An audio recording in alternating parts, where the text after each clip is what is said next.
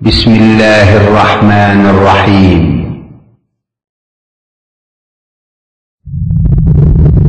بالتعاون للدعوة والإرشاد وتوعية الجاليات بالدمام.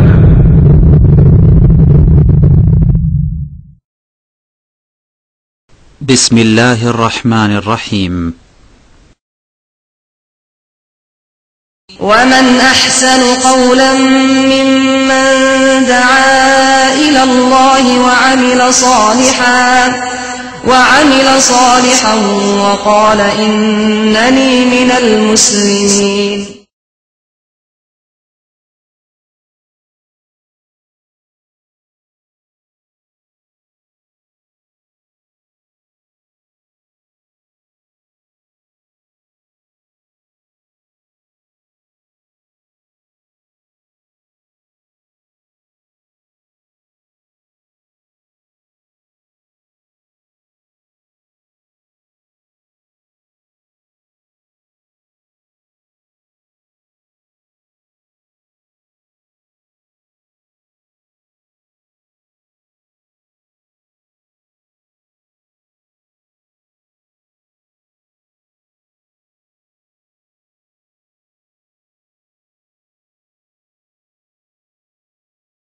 بسم الله الرحمن الرحيم. পরম করুণাময় মেহেরবান আল্লাহর নামে শুরু করছি। والمرسلات عرفا فالعاصفات عصفا والناشرات نشرا فالفارقات فرقا فالملقيات ذكرا عذرا أو نذرا إنما توعدون لواقع.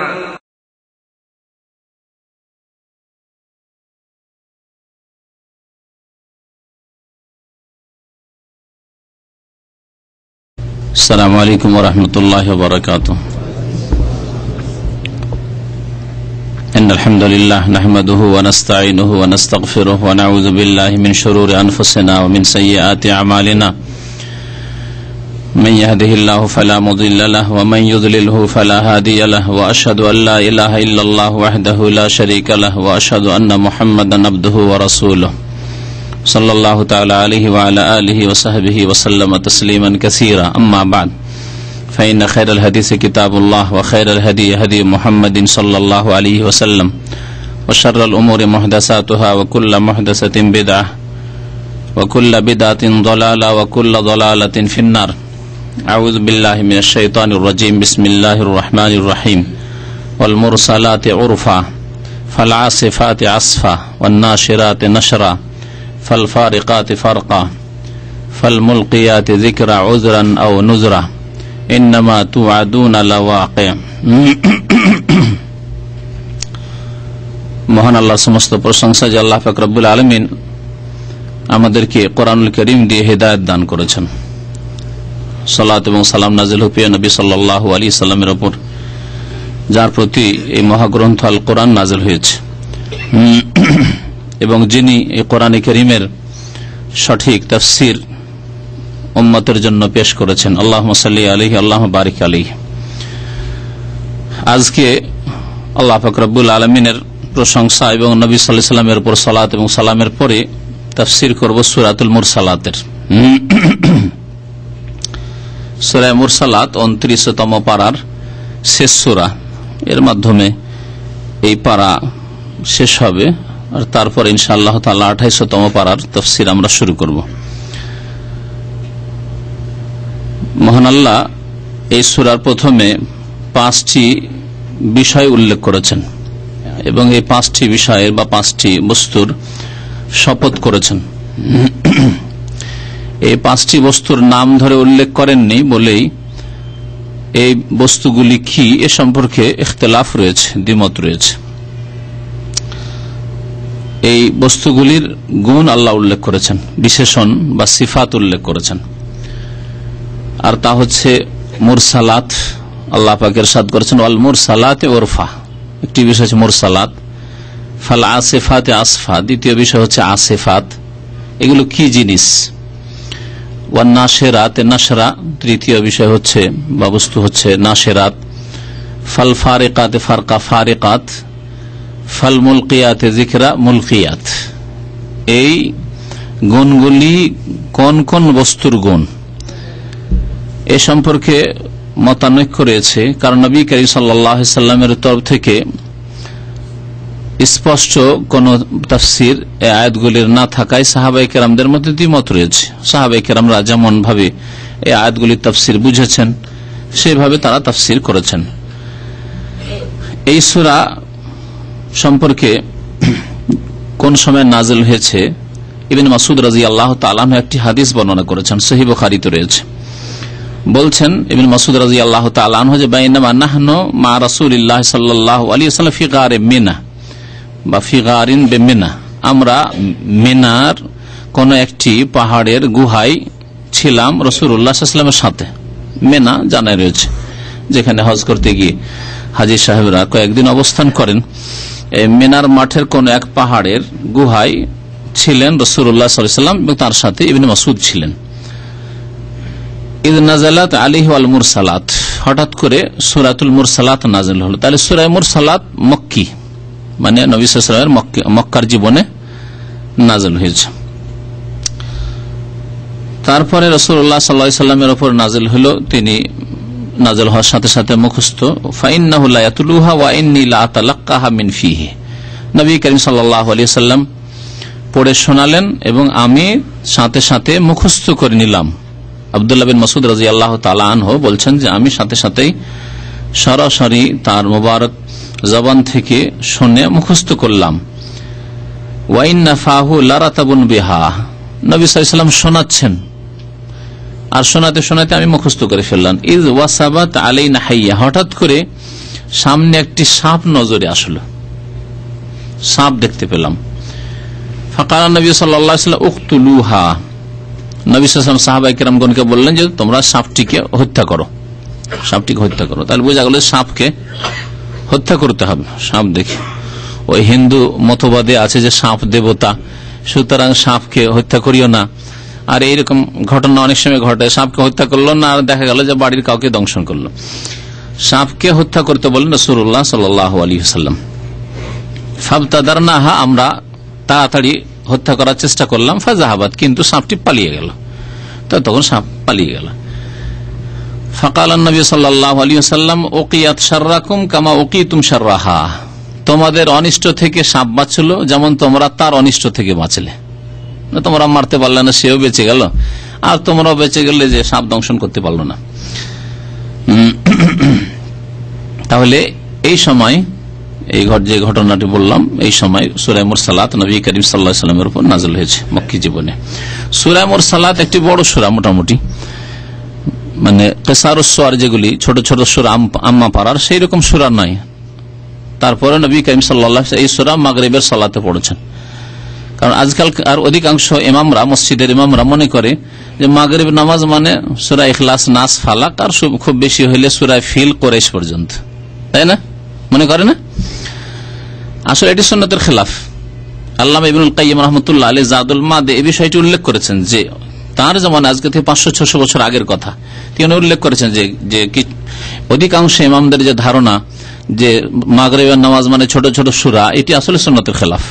পরবর্তীকালে শুরু হয়েছে। নবী করিম সাল্লাল্লাহু আলাইহি ওয়াসাল্লাম মাঝে মাঝে মাগরিবের নামাজের এক রাকাতে সূরা মুরসালাত পড়েছেন,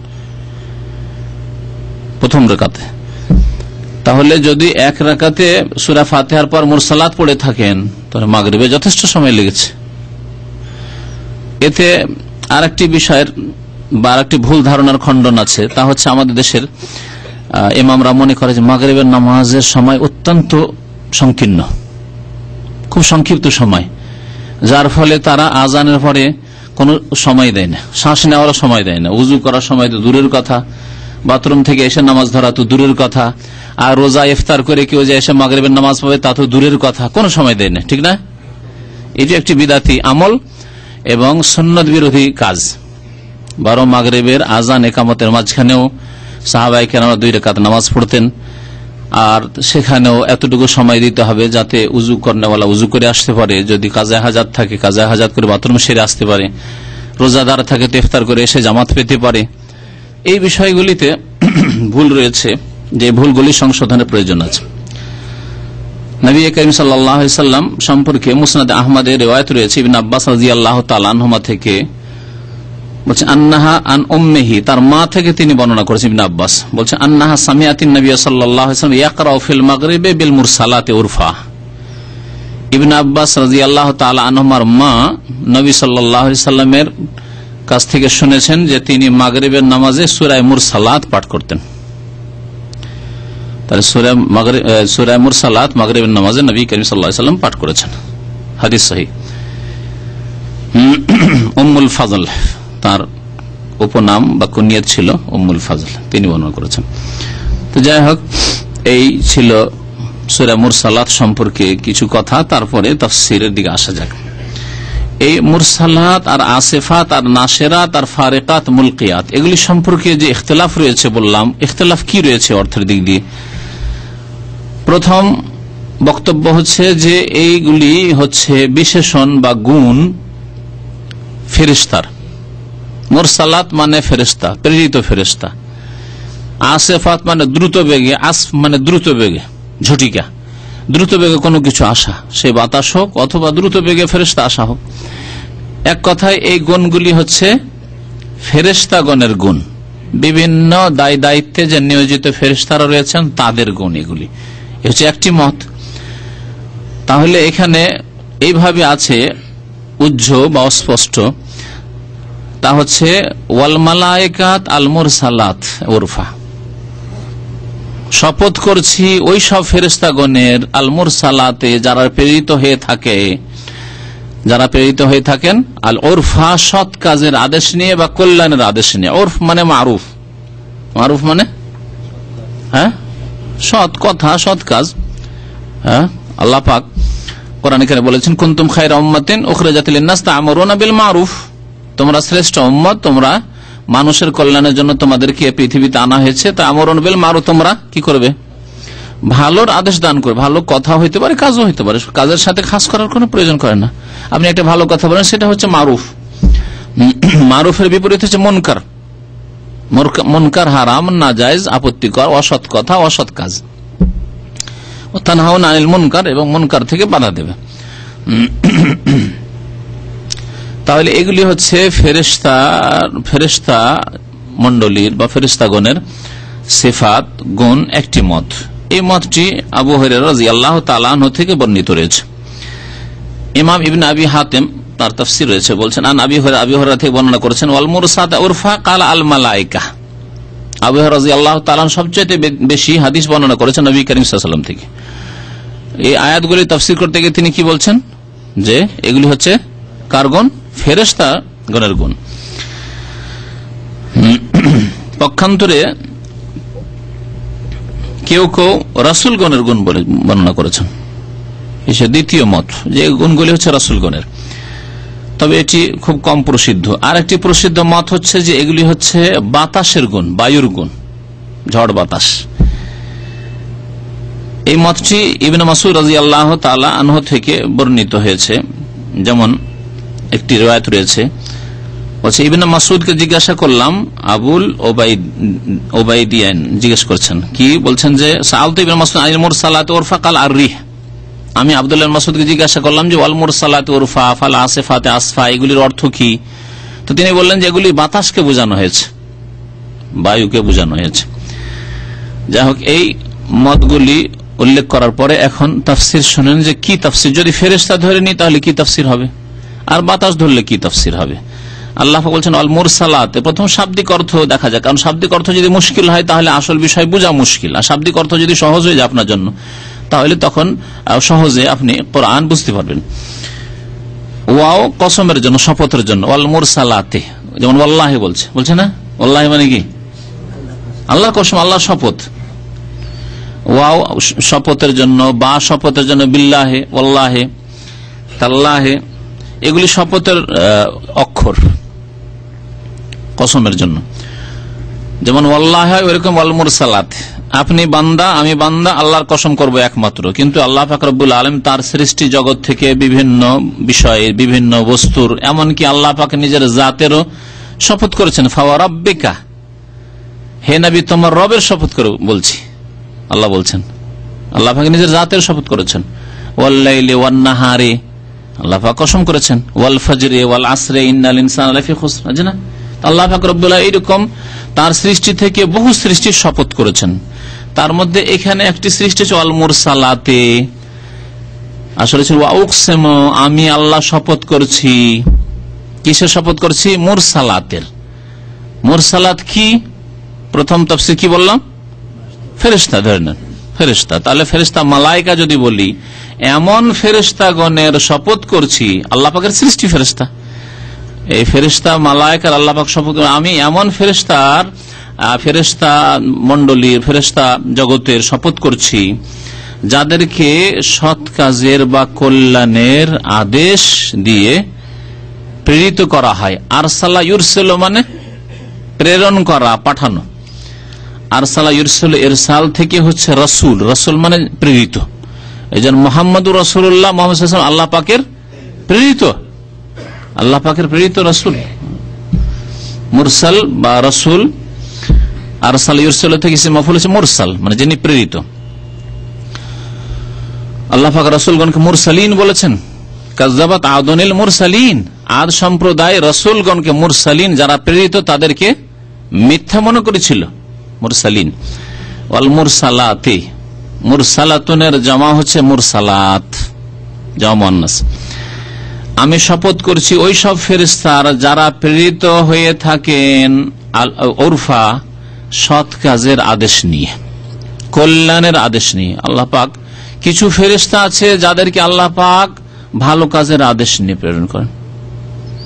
বৃষ্টি বর্ষণ করো, ওহী নাজিল করো, হ্যাঁ, ভালো কাজের আদেশ নিয়ে। অমুকের হেফাজত করো, অমুকের শত্রু তাকে এখন ধ্বংস করতে যে তুমি হেফাজত করো, অমুক জায়গায় দুর্ঘটনা ঘটছে তুমি এই অমুক অমুক ব্যক্তির হেফাজত করো, কল্যাণের আদেশ নিয়ে।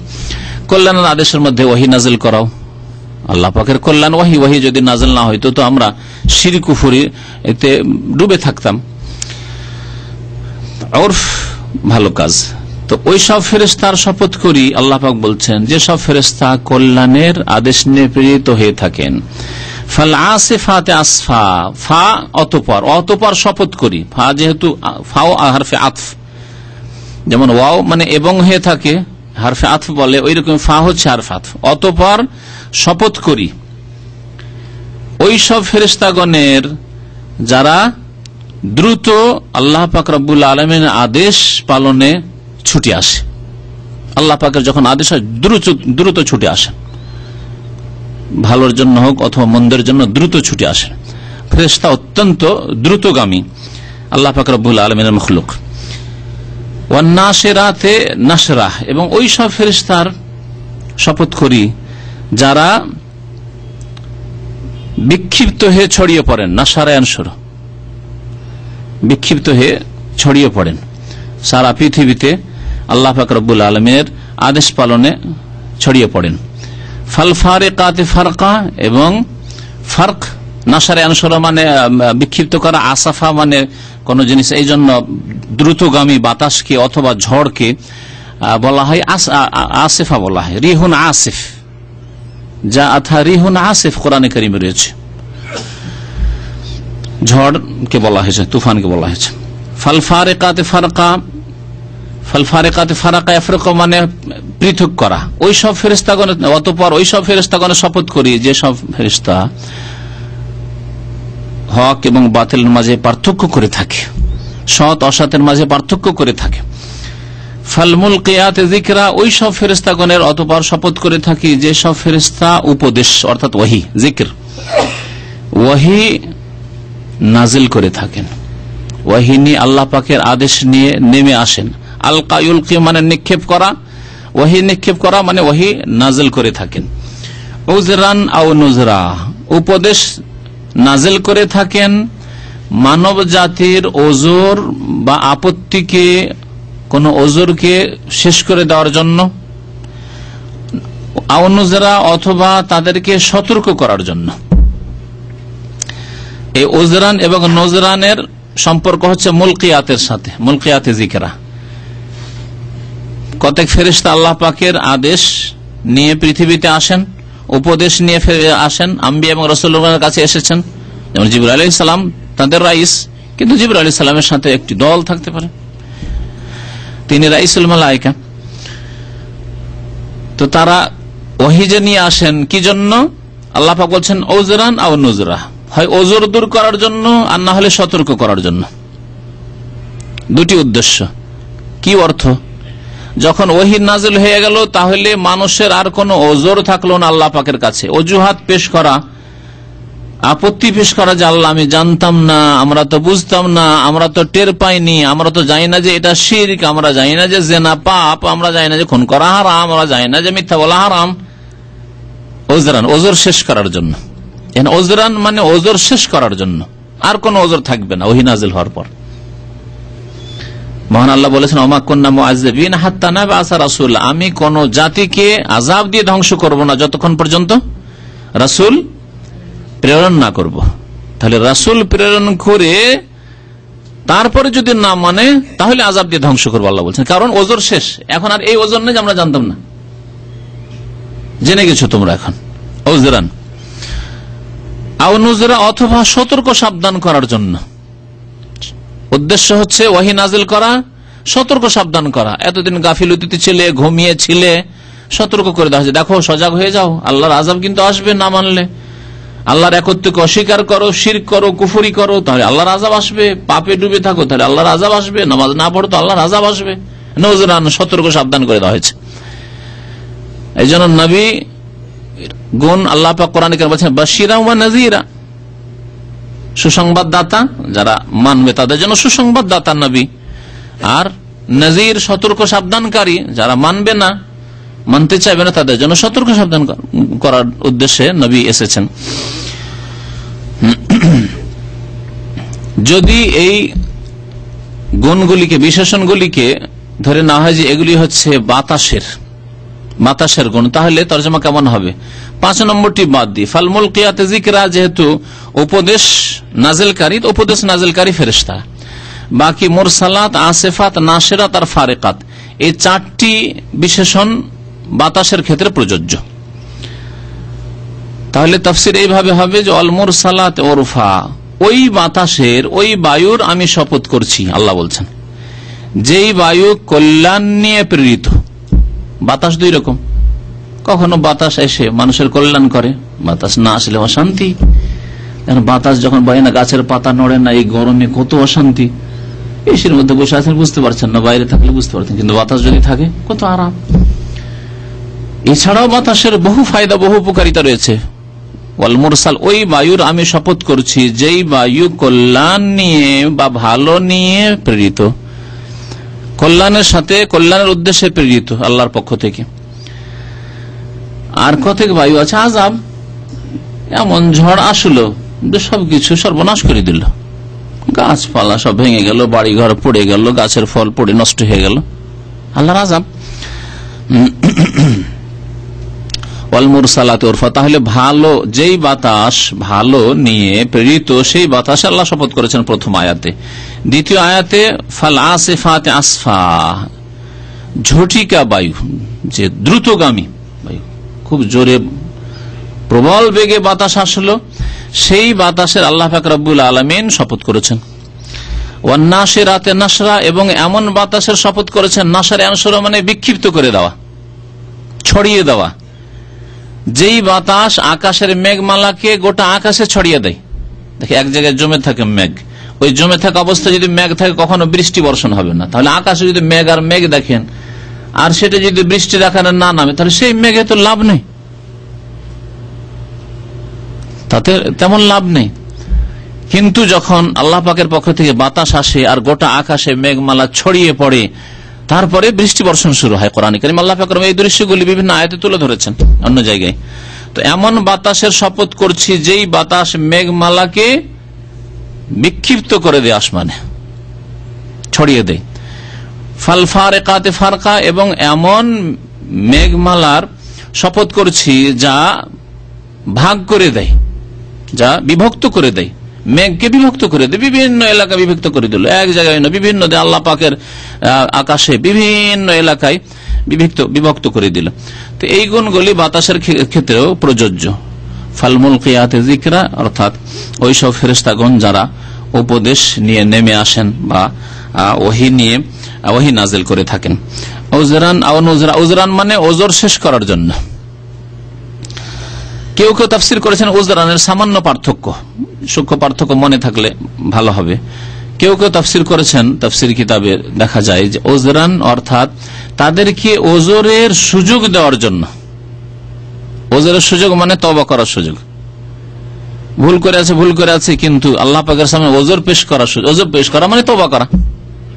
আল্লাহ ভুল করেছি, আল্লাহ তুমি মাফ করে দাও, এটা ওজর না আল্লাহর কাছে? আপনি ওজর পেশ করলেন। তো আল্লাহ পাক ওহী নাজিল করেছেন এই ফেরেশতাগণের মাধ্যমে ওজরের সুযোগ দেওয়ার জন্য, অর্থাৎ তওবার সুযোগ দেওয়ার জন্য। ওজরান আও নুজরা, অথবা সতর্ক করার জন্য। আর ওজরানের অধিকাংশ তাফসীর কারণ যে তাফসীর করে সেটা হচ্ছে যে ওজরকে শেষ করার জন্য, যে আর কোন ওজর যেন না থাকে তোমাদের, কাল কিয়ামতে না বলতে পারো যে আল্লাহ আমরা তো জানতাম না তাওহীদ জানতাম না, রিসালাত জানতাম না, আখিরাত জানতাম না, কোরআন জানতাম না, নামাজ জানতাম, কিছু জানতাম না, লাদরি কিছু জানতাম না, এই কথা যেন বলার কোন সুযোগ না থাকে। জেনেছো তোমরা। আল্লাহ পাক যে কসম করলেন, কসম কি বিষয়ের উপর করলেন? বিষয়টি কি? বিষয়টি হচ্ছে এই 7 নম্বর আয়াতে, ইন্নামা তুআদুনা লাওয়াকিহ। আল্লাহ এই বিষয়টি বলার জন্য এই 5টি বস্তুর কসম করলেন। আমি কসম করে বলছি যে নিশ্চয় তোমাদের সাথে যা প্রতিশ্রুতি হয়েছে, যে ওয়াদা করা হয়েছে, অবশ্যই তা বাস্তবায়িত হবে। লাওয়াকিহ, তা ঘটবে। ওয়াকিয়া বলে না কিসসাকে, ওই ওয়াকিয়া, ওয়াকা মানে ঘটা, কোনো কিছু ঘটিত হওয়া। ইন্নামা তুআদুনা লাওয়াকিহ, নিশ্চয় যা কিছু তোমাদের সাথে ওয়াদা করা হয়েছে অবশ্যই তার বাস্তবায়ন হবে, তা হবেই হবে। কি ওয়াদা করা হয়েছে? দুনিয়ার পরে আখিরাত হবে, দুনিয়া ধ্বংস হবে, হ্যাঁ, আসমান জমিন সবকিছু ধ্বংস হয়ে যাবে, সূর্য চন্দ্র আলোহীন হয়ে যাবে, কিয়ামতে হাজির হবে, বিচার দিবস আল্লাহর সামনে হাজির হয়ে দাঁড়াতে হবে এবং জবাবদেহি করতে হবে। এগুলি আল্লাহ পাকের পক্ষ থেকে প্রতিশ্রুতি, ওয়াদা। সৎ লোক, হে মানুষ, তোমরা যদি সৎ হও তোমাদেরকে উত্তম প্রতিদান দেওয়া হবে, ওয়াদা আল্লাহ পাক। তোমাদের ইন্নী জাযাইতুহুমুল ইয়াওমা বিমা সাবারু, আজকে তোমাদেরকে উত্তম প্রতিদান দেব তোমাদের ধৈর্যের। আল্লাহ পাক এই প্রতিদান দিবস, ইয়াউমুল জাযা, ইয়াউমুল বাস, পুনরুত্থান এবং প্রতিদান দিবস হচ্ছে প্রতিশ্রুত যে ওয়াদা আল্লাহ করেছেন তার। কখন তা হবে, তখন কি অবস্থা হবে, তার কিছু দৃশ্য আল্লাহ পাক তুলে ধরেছেন। ফাইজান নুজুমু তুমিসাত, যখন তারকারাজি কি হয়ে যাবে? তুমিসাত মানে তামস মানে আলোহীন হয়ে যাও, আলোহীন হয়ে যাবে। অন্য জায়গায় আল্লাহ পাক বলেছেন ইনতাসারাত, খসে পড়ে যাবে, খসে যাবে আকাশ থেকে। যেমন মুকুল শুকিয়ে গিয়ে বা ফল শুকিয়ে গিয়ে ঝরে পড়ে, ওইরকম আকাশ থেকেই বিশাল বিশাল তারকা নক্ষত্র খসে পড়ে যাবে। ওয়াইদাল কাওয়াকিব ইনতাসারাত, ওয়াইদান নুজুমুন কাদারাত, ইনকাদারা মানে খসে পড়ে যাওয়া। আল্লাহ পাক বলেছেন ফাইজান নুজুমু তুমিসাত, আলোহীন হয়ে যাবে, আলোহীন হয়ে যাবে, তারপর ধ্বংস হয়ে খসে পড়ে যাবে। ওয়াইজাস সামাউ ফুরিজাত, এবং আসমান ছিদ্র হয়ে যাবে। ফারাজ মানে ছিদ্র হওয়া। অন্য আয়াতে আল্লাহ কি বলেছেন? ইজাস সামাউন ফাতারাত, ইন ফাতারা মানে বিদীর্ণ হওয়া, ফেটে যাওয়া। ইজাস সামাউন শাক্কাত, ইন শাক্কা মানে ফেটে যাওয়া। ওয়াইজাস সামাউ ফুরিজাত, যখন আসমান ছিদ্র হয়ে যাবে মানে বিদীর্ণ হয়ে যাবে। ওয়াইজাল জিবাল নুসিফাত, পাহাড় পর্বতমালাকে কি করা হবে? নুসিফাত, উড়িয়ে দেওয়া হবে, নিশ্চিহ্ন করে দেওয়া হবে। এত ভারী পাহাড়, এত বিশাল পর্বতমালা, কত আল্লাহ পাকের পাহাড় পর্বত রয়েছে, যা যদি এই জমিনের উপর না থাকতো তাহলে জমিন স্থির থাকতো না, অস্থির ছিল। আল্লাহ পাকে জমিনকে স্থির করার জন্য, বসবাস যোগ্য করার জন্য এইসব পাহাড় পর্বতমালা জমিনের উপর পুঁতে রেখেছেন। কেমন? ওয়াল জিবাল আওতাদা, যেমন তাঁবু লাগাতে গিয়ে কি লাগে, হ্যাঁ হ্যাঁ, খুঁটি বা আপনার যে কিলক, ওই রকম আল্লাহ পাক রব্বুল বলেছেন আল জিবাল আওতাদা, এই পাহাড়গুলি হালকা হয়ে যে শূন্য হয়ে গিয়ে উড়তে থাকবে। ওয়াইদাল জিবাল নুসিফাত, এই উড়তে থাকবে। আল্লাহ পাক অন্য ভাষায় কোরআনে বলেছেন ওয়াইদাল জিবাল সুইয়িরাত, চলমান হয়ে যাবে, উড়তে থাকবে। যেমন মেঘমালা উড়তে দেখছেন আকাশে, ওই রকম পাহাড় হালকা হয়ে গিয়ে উড়তে থাকবে, তারপরে নিশ্চিহ্ন হয়ে যাবে। ওয়াইদার রসুল উক্কিতাত, এবং সেই সময়কে স্মরণ করো। ওয়াইদার রসুল, যখন রসুলগণকে, রসুলের জামা হচ্ছে রসুল, রসুলগণের জন্য সময় নির্ধারিত করা হবে। কেমন কথা, রসুলগণের সময় নির্ধারণ। উক্কিতাত ওয়াক্ত থেকে, ওয়াক্তে তো ওয়াও কাফ তা আছে, উক্কিতাত, কিন্তু ওই ওয়াও হামজায় রূপান্তরিত হয়ে গেছে উক্কিতাত। যখন রসুলদের জন্য সময় নিরূপণ করা হবে বা নির্ধারিত করা হবে, এমন সময় নির্ধারিত আছে রসুলগণের সাথে যেই সময় উপস্থিত হয়ে যাবে। কি নির্ধারিত আছে? আল্লাহ পাক কোরআনে কারীম সূরা জুমারে বলেছেন, হ্যাঁ,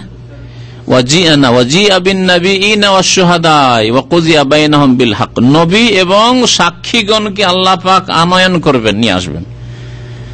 যখন মানব জাতি যারা কুফরি করেছে, শিরক করেছে, যারা পাপ করেছে, অস্বীকার করে, আল্লাহ আমরা তো জানতাম না, মিথ্যা বলে, নতুন নতুন আসামি যখন থানা পুলিশে আসে তখন মিথ্যা বলে, মনে করে যে মিথ্যা বললে হয়তো ছেড়ে দেবে, ভাববে যে না ঠিকই আছে, আমরা দোষী নই, আসলে ছেড়ে দেবে। ওই রকম প্রথম এরাও করবে। তখন আল্লাহ পাক নবী রাসূলগণকে সাক্ষী স্বরূপ নিয়ে আসবেন। ফাকাইফা ইযা জিনা মিন কুল্লি উম্মাতিন বিশাহিদিন ওয়া জিনা বিকা আলা হাউলাই শাহীদা। আল্লাহ পাক কোরআনে কারীমে একটি আয়াত ইরশাদ করেছেন, কি হবে সেই দিনের অবস্থা। ইযা জিনা মিন কুল্লি উম্মাতিন বিশাহিদ, প্রত্যেক উম্মতে, প্রত্যেক জাতিতে একজন করে সাক্ষী নিয়ে আসবো। তিনি কে? নবী রাসূল, প্রত্যেক জাতির রাসূল, নিজ নিজ উম্মতের জন্য সাক্ষী। নূহ আলাইহিস সালাম নিজের জাতি, আল্লাহ এদেরকে হিদায়াত করেছি, সাক্ষী আছে আমি। ইব্রাহিম আলাইহিস সালাম সেই জাতির জন্য সাক্ষী। মুসা, ঈসা, যত আম্বিয়া এবং রাসূলগণ এসেছেন নিজ নিজ জাতির জন্য সাক্ষী। মিন কুল্লি উম্মাতিন বিশাহিদ ওয়া জিনা বিকা আলা হাউলাই শাহীদা, হে নবী আপনাকে এদের উপর সাক্ষী করে নিয়ে আসবো। আলা হাউলাই, সাহাবায়ে কেরামদের দিকে ইঙ্গিত করে আল্লাহ পাক বলছেন, এই শেষ উম্মতের দিকে ইঙ্গিত করে বলছেন যে আলা হাউলাই শাহীদ, এদের উপর সাক্ষী করে নিয়ে আসবো। এদের কাছে মেরাজ থেকে নামাজ নিয়ে এসেছিলেন, বেনামাজি মুসলিম, সাক্ষী নিয়ে আসা হবে রাসূলুল্লাহ সাল্লাল্লাহু আলাইহি ওয়াসাল্লামকে। আল্লাহ পাক যেন মুসলিম জাতিকে হিদায়াত দান করেন। তো আল্লাহ পাক রব্বুল আলামিন সাক্ষী করে ডাকবেন সেই দিন। ওয়াইজার রসুল উক্কিতাত, ওই দিনকে স্মরণ করো যেই দিন রসুলদের জন্য সময় নির্ধারণ করা হবে যে এখন তোমাদের সময় হয়েছে, আসো নিজ নিজ জাতির বিরুদ্ধে সাক্ষী দাও। এরা অস্বীকার করছে, এরা জানতো না নামাজ, এরা জানতো না আখিরাত, এরা জানতো না জান্নাত জাহান্নাম, এরা জানতো না আল্লাহ, তাওহীদ, কিছুই জানতো না বলছে। নবী রাসূলগণকে নিয়ে আসা হবে। ওয়াইজার রসুল উক্কিতা লিআইয়ি ইয়াউমিন উজ্জিলাত, তো এই দিনটি কোন দিনের জন্য স্থগিত রাখা হয়েছে? আল্লাহ বলছেন লিআইয়ি ইয়াউমিন, কোন দিনের উদ্দেশ্যে, কোন দিনের জন্য। উজ্জিলাত, আজ্জালা, হামজা দিয়ে আজ্জালা ইউআজ্জালু মানে বিলম্ব করে রাখা, যেটা পরে আসবে আজাল থেকে। ফাইদা যা আজালুহুম, তাদের যখন সময় আসবে, তাহলে সময়টা পরে আসছে। আর আইন যদি হামজার জায়গায় আইন দিয়ে দেন, আজ্জালা মানে হচ্ছে তাড়াতাড়ি আসা। এই জন্য মোহরের ক্ষেত্রে ফিকার কিতাবাদিতে, যদিও সুন্নাত হচ্ছে নগদ নগদ মোহর দেওয়া, কিন্তু ফিকার কিতাবাদিতে ভাগ করা হয়েছে মোহরে মুআজ্জাল মানে নগদ নগদ মোহর দেওয়া, এটি হচ্ছে সুন্নাত তরিকা। আর এটা হচ্ছে মোহরে মুআজ্জাল মানে ধার, আজাল, সময় নির্ধারিত করা আছে, অথবা নেই, দিবে কোনদিন, না দিবে মরার সময় মাফ। এই হলো অধিকাংশ আমাদের সমাজের মুসলিমদের অবস্থা। অথচ নবী করিম সাল্লাল্লাহু আলাইহি ওয়াসাল্লাম একটি বিবাহ পড়াননি। আল্লাহর নবীর সাহাবাই কেরামদের মধ্যে কোন এক সাহাবীর বিবাহ দেখাতে পারবেন না যে ধার মোহরে বিবাহ হয়েছে। আমাদের সমাজে 1999টা বলা হলো, সবগুলি ভাগ করার প্রয়োজনই নেই, সবগুলি বাকি মোহরের বিবাহ, সব বাকি মোহরের বিবাহ, সুন্নতের খেলাফ বিবাহ। আল্লাহ পাক বলেন লিআইয়ি ইয়াউমিন উজ্জিলাত, কোন দিনের উদ্দেশ্যে স্থগিত রাখা হয়েছে, মানে নবী রাসূলগণকে সাক্ষী করে জানা হবে এটা কখনকার জন্য স্থগিত রাখা হয়েছে, কখন হবে আল্লাহ জিজ্ঞেস করছেন। আর জিজ্ঞাসা করে স্বয়ং নিজে উত্তর দিচ্ছেন। যেমন কদর সম্পর্কে আল্লাহ পাক জিজ্ঞাসা করেছেন, ইন্না আনজালনাহু ফি লাইলাতুল কদর ওয়া মা আদরাকা মা লাইলাতুল কদর, লাইলাতুল কদর কি? আল্লাহ তারপরে জবাব দিচ্ছেন লাইলাতুল কদর খায়রুম মিন আলফি শাহর। ওই রকম এখানে আল্লাহ পাক রব্বুল জিজ্ঞাসা করছেন যে কোন দিনের জন্য স্থগিত রাখা হয়েছে এই বিষয়টিকে, তারপর উত্তর দিচ্ছেন লিয়াউমিল ফাসল, চূড়ান্ত ফয়সালার দিনের উদ্দেশ্যে। চূড়ান্ত ফয়সালা যেদিন হবে, দেখেন দুনিয়ায় চূড়ান্ত ফয়সালা হবে না, আপনার কারো সাথে আদান প্রদানের দ্বন্দ্ব থাক, অথবা তৌহিদ আর শিরকের দ্বন্দ্ব হোক, আল্লাহর একত্ব আর বহুত্বের দ্বন্দ্ব হোক, ঈমান আর কুফরির দ্বন্দ্ব হোক, আর সুন্নাত আর বিদআতের দ্বন্দ্ব হোক, কে হক কে বাতিলে আছে এর দ্বন্দ্ব হোক, আর সাংগঠনিক দ্বন্দ্ব হোক, আর জামাতি দ্বন্দ্ব হোক, আর যে কোনো দ্বন্দ্ব, রাজনৈতিক দ্বন্দ্ব হোক, দুনিয়াতে চূড়ান্ত ফয়সালা হবে না। অনেক সময় যে হক পথে আছে তাকে দুর্বল মনে করা হচ্ছে, আর তাকে ভুল আর ভ্রান্ত মনে করা হচ্ছে, তাই না? অনেক সময় দেখা যাচ্ছে যে বাতিল মনে করছে, বা বাতিলকে লোকেরা মনে করছে এরাই হক পথে আছে। কিন্তু আখেরাত এমন একটা সময়, বিচার দিবস, ইয়াউমুল ফাসল, যেই দিন চূড়ান্ত ফয়সালা হবে, হক স্পষ্ট হয়ে যাবে, বাতিল স্পষ্ট হয়ে যাবে, হকপন্থী স্পষ্ট হয়ে যাবে এরাই হকপন্থী, আর বাতিলপন্থী স্পষ্ট হয়ে যাবে যে এরা বাতিলপন্থী, জান্নাতি জাহান্নামী সুস্পষ্ট হয়ে যাবে। এখন অনেক জাহান্নামীকে অনেকে জান্নাতি মনে করছেন, আর অনেক জান্নাতিকে আল্লাহর নেক বান্দাকে ফাসিক বা বিদআতি মনে করছেন। আল্লাহ পাক রব্বুল আলামিন দুনিয়াকে কর্মক্ষেত্র করেছেন, এখানে চূড়ান্ত ফয়সালা হবে না, তবে আপনাকে হকের সন্ধান করতে হবে, সত্যকে তলাশ করতে হবে, সত্যকে তলাশ করতে হবে যেইভাবে সত্য এসেছে আল কোরআনের আকারে এবং রাসূলুল্লাহ সাল্লাল্লাহু আলাইহি ওয়াসাল্লামের হাদিসের আকারে, যা আল্লাহ এবং তার রাসূলের বিধানে পাবেন তা গ্রহণ করবেন। আর প্রত্যেকটি ক্ষেত্রে যেখানে দেখবেন যে না এখানে কোরআন এবং হাদিস নেই, এখানে জালিয়াতি বেশি, এখানে মিথ্যার ছড়াছড়ি, এখানে দলিলের প্রয়োজন মনে করা হয় না, জানবেন যে এখানে বাতিল লুকিয়ে আছে মনে হয়। আল্লাহ পাক বলছেন ওমা আদরাকা মা ইয়াউমুল ফাসল, হে নবী তুমি কি করে জানবে যে চূড়ান্ত ফয়সালার দিবস কি? ওয়াইলু ইয়াউমাইযিল লিল মুকাজ্জিবিন, সেই দিন দুর্ভোগ আর দুর্ভোগ। ওয়াইল মানে দুর্ভোগ, ধ্বংস, হালাক, সর্বনাশ, এগুলি হচ্ছে ওয়াইলের অর্থ। আর ওয়াইলের আরেকটি তাফসীর হচ্ছে, যেমন একটি হাদিসে রয়েছে যে ওয়াদিন ফি জাহান্নাম, জাহান্নামের একটি উপত্যকার নাম হচ্ছে ওয়াইল। তাহলে এর অর্থ এও করা যেতে পারে যে সেই দিন জাহান্নাম রয়েছে, কার জন্য? লিল মুকাজ্জিবিন, ইয়াউমাইযিন সেই দিন, অর্থাৎ বিচার দিবস, কিয়ামতের দিন। লিল মুকাজ্জিবিন, কাযিবিন আল্লাহ বলেননি, কাযিবিন মানে যারা মিথ্যুক, কাযাবা ইয়াকযিবু মানে মিথ্যা বলা, আর মুকাজ্জিবিন মানে মিথ্যা প্রতিপন্নকারী বা সত্যকে অস্বীকারী, যারা সত্যকে সত্য বলে মানেনি, মিথ্যা মনে করেছে, তাই না? তাহলে আল কোরআন সত্য, দ্বীন ইসলাম সত্য, আল্লাহর একত্ব তাওহীদ সত্য, নবীর আদর্শ সুন্নাত সত্য, এগুলিকে যারা মিথ্যা প্রতিপন্ন করেছে, এগুলিকে প্রত্যাখ্যান করেছে, প্রত্যাখ্যানকারী বলতে পারেন। মুকাজ্জিবিন মানে মিথ্যা প্রতিপন্নকারী, মুকাজ্জিবিন মানে প্রত্যাখ্যানকারী, যারা সত্যকে অস্বীকার করেছে, তাদের জন্য দুর্ভোগ রয়েছে। ওয়াইলু ইয়াউমাইযিন লিল মুকাজ্জিবিন। আলাম নুহলিকিল আউয়ালিন, আল্লাহ পাক এখানে উপদেশ দিচ্ছেন মানব জাতিকে, তোমরা কি ইতিহাস পড়ো না? মানব জাতির ইতিহাস জানো না যে আমি কি ধ্বংস করিনি প্রাচীন যুগের লোকদেরকে, আগের লোকদেরকে, যারা পূর্ববর্তী লোক ছিল তাদেরকে আমি ধ্বংস করিনি? আদ সম্প্রদায়ের ঘটনা জানো না? এই আরব উপদ্বীপে আদ সম্প্রদায়ের এলাকা হচ্ছে আরবুল খালি, যে আরব সৌদি আরবের মধ্যে যে 1/4 সৌদি আরবের 1/4 অংশ এখনো শূন্য পড়ে আছে, মরুভূমি আর মরুভূমি। ওমান আর দুবাইয়ের এলাকা, এখান থেকে আলাসারা এই রাস্তার দিকে যখন যাবেন আর কোনো জনবস্তি নেই, কাতারের বর্ডারের কাছাকাছি যাওয়ার পরে দেখবেন ওই দিকটা আরবুল খালি বলা হচ্ছে। প্রভু মানে হচ্ছে 1/4 অংশ, আর খালি মানে শূন্য। সৌদি আরবের 1/4 অংশ শূন্য হয়ে পড়ে আছে। এই এলাকায় জনবিহীন এখন পর্যন্ত। আদ সম্প্রদায় এসব এলাকায় বাস করতে অত্যন্ত শক্তিশালী জাতি ছিল, তাদেরকে ধ্বংস করেছে। ইতিহাস মানুষের সামনে মজুদ আছে, এমন নয় যে এগুলো কপল কল্পিত ঘটনা, এগুলি হচ্ছে উপন্যাস না, উপন্যাস না, বাস্তব সত্য ঘটনা। আমাদের যেহেতু অনেক শক্তিশালী জাতি ছিল, তাদেরকে আল্লাহ ধ্বংস। আলাম নহলিকিল আউয়ালিন, এই আগের জাতিকে আমি কি ধ্বংস করিনি? এইরকম সামুদ জাতি এই সৌদি আরবের মধ্যে তবুক এলাকায় আল ওলা নামক এলাকা, এখনো সামুদ জাতিকে আল্লাহ যে ধ্বংস করেছেন, যাদেরকে আল্লাহ নিদর্শন মুজিজা স্বরূপ সালেহ আলাইহিস সালামের যে তাদের নবী ছিলেন উষ্ট্রি দিয়েছিলেন, সে উটের দুধ খেয়ে তারা গোটা বংশ গোটা জাতি খেত, দুধ শেষ হইত না, উটকে জবাই করে দিন। আল্লাহ পাকের আযাবে তাদেরকে ধ্বংস করলো। শুধু উট জবাই করার অপরাধ নয়, তার চেয়ে বড় অপরাধ ছিল তাদের কুফরি, শিরক। তারা শিরক কুফরি ছাড়তে চায়নি, নবীকে মানতে চায়নি। এইভাবে আল্লাহ লূত আলাইহিস সালামের জাতিকে ধ্বংস করেছেন। মৃত সাগর মজুদ আছে চোখের সামনে। আল্লাহ পাক এইভাবে আউয়ালিন মানে যে জাতিগুলিকে আল্লাহ ধ্বংস করেছে, এইরকমই নূহ আলাইহিস সালামের জাতিকে আল্লাহ বন্যায় ডুবিয়ে ধ্বংস করেছেন, পানিতে ডুবিয়ে ধ্বংস করেছেন। ফিরাউনকে আল্লাহ পাক, ফিরাউনের সেনাবাহিনীকে আল্লাহ পাক লোহিত সাগরে ডুবিয়ে ধ্বংস করেছেন। এইভাবে যত জাতিকে আল্লাহ ধ্বংস করেছেন কোরআনে কারিমে সেই সত্য ঘটনাগুলি তুলে ধরা হয়েছে। সেদিকে ইঙ্গিত করে আল্লাহ পাক বলছেন আলাম নুহলিকিল আউয়ালিন, প্রাচীন যুগের লোকদেরকে বা পূর্ববর্তী লোকদেরকে কি আমি ধ্বংস করিনি যারা পাপিষ্ঠ, আল্লাহ পরকালকে অস্বীকার করেছিল, আল্লাহর একত্ব তাওহীদকে অস্বীকার করেছিল, পাপ যারা ছাড়তে চায়নি, সমকামী তারা পাপকে ছাড়তে রাজি হয়নি, এই লূত আলাইহিস সালামের জাতি, আল্লাহ পাক তাদেরকে ধ্বংস করেছেন। তোমরাও যদি তাই করো, সুম্মা নুতবিউহুমুল আখিরিন, এটি আমাদের জন্য। অতঃপর তাদের পেছনে পেছনে আমি ধ্বংস করব আখিরিন, পরবর্তী লোকদেরকে।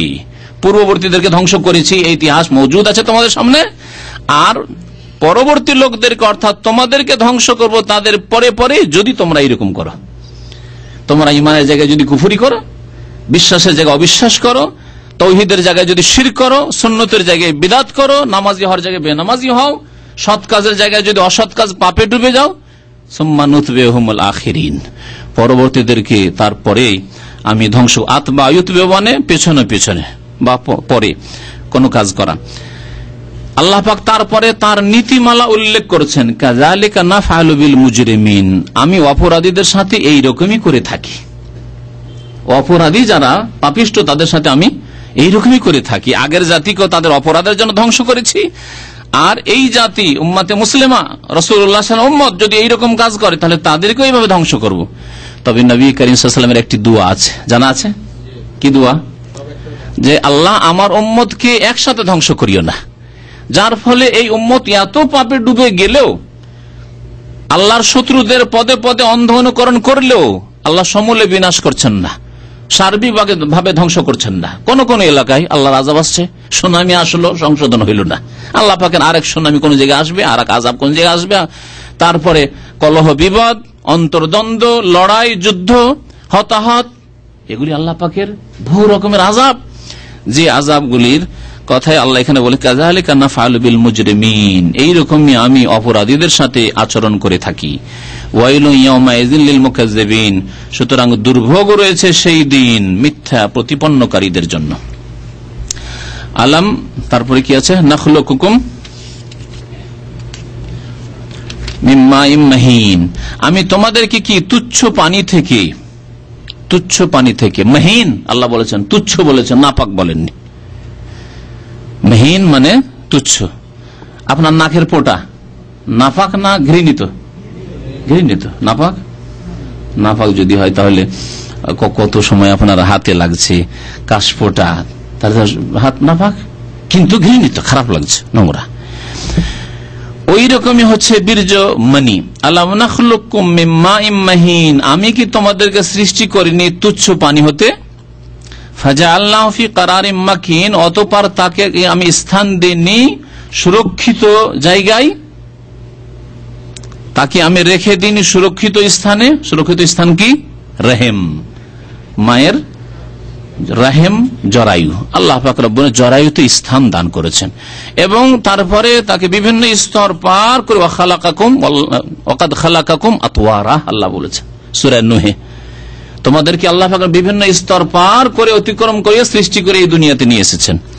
এই আতওয়ারগুলি কি, এই স্তরগুলি কি? প্রথম হচ্ছে 40 দিন, নবী করিম সাল্লাল্লাহু আলাইহি ওয়াসাল্লাম হাদিসে রয়েছে, হ্যাঁ, 40 ইয়াওমান নুতফা, 40 দিন বীর্যের আকারে থাকলে, তারপরে 40 দিন হ্যাঁ আলাকা, জমাট বাঁধা রক্তের আকারে থাকলে, তারপরে 40 দিন সুম্মা 40 ইয়াওমান মজগা, গোশত পিণ্ডের আকারে, গোশতের টুকরো গোশত পিণ্ডের আকারে থাকলে, আর তারপরে কয়দিন হলো? হ্যাঁ 120 হলো।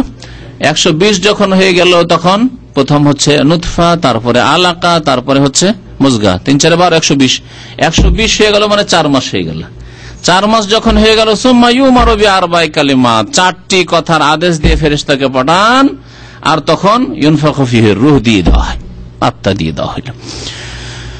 আল্লাহ পাক রব্বুল তাই বলছেন যে আমি নির্দিষ্ট সময়ের জন্য ওই সুরক্ষিত স্থানে, এত সুরক্ষিত স্থান সুবহানাল্লাহ, যে কেমন ওখানে করে তার কাছে রিজিক যাচ্ছে, কিভাবে আল্লাহ রিজিক পাঠাচ্ছেন।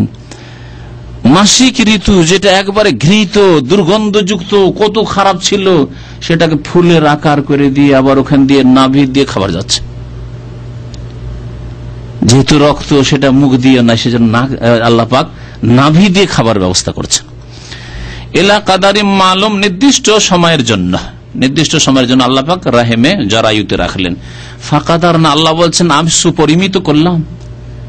ফাকাদার না, আমি সুপরিমিত করলাম। কত সুন্দর কাঠামো। আল্লাহ যদি সামান্য ব্যতিক্রম, আমার এই সফরে গিয়ে এক ভাইকে দেখলাম, ভালো একজন আলেম, কিন্তু পাঁচটা আঙ্গুলের সাথে একটা আঙ্গুল এখানে আছে, আর একটা তো বেশি আছে, তারও তো শক্তিশালী হওয়া উচিত, তাই না?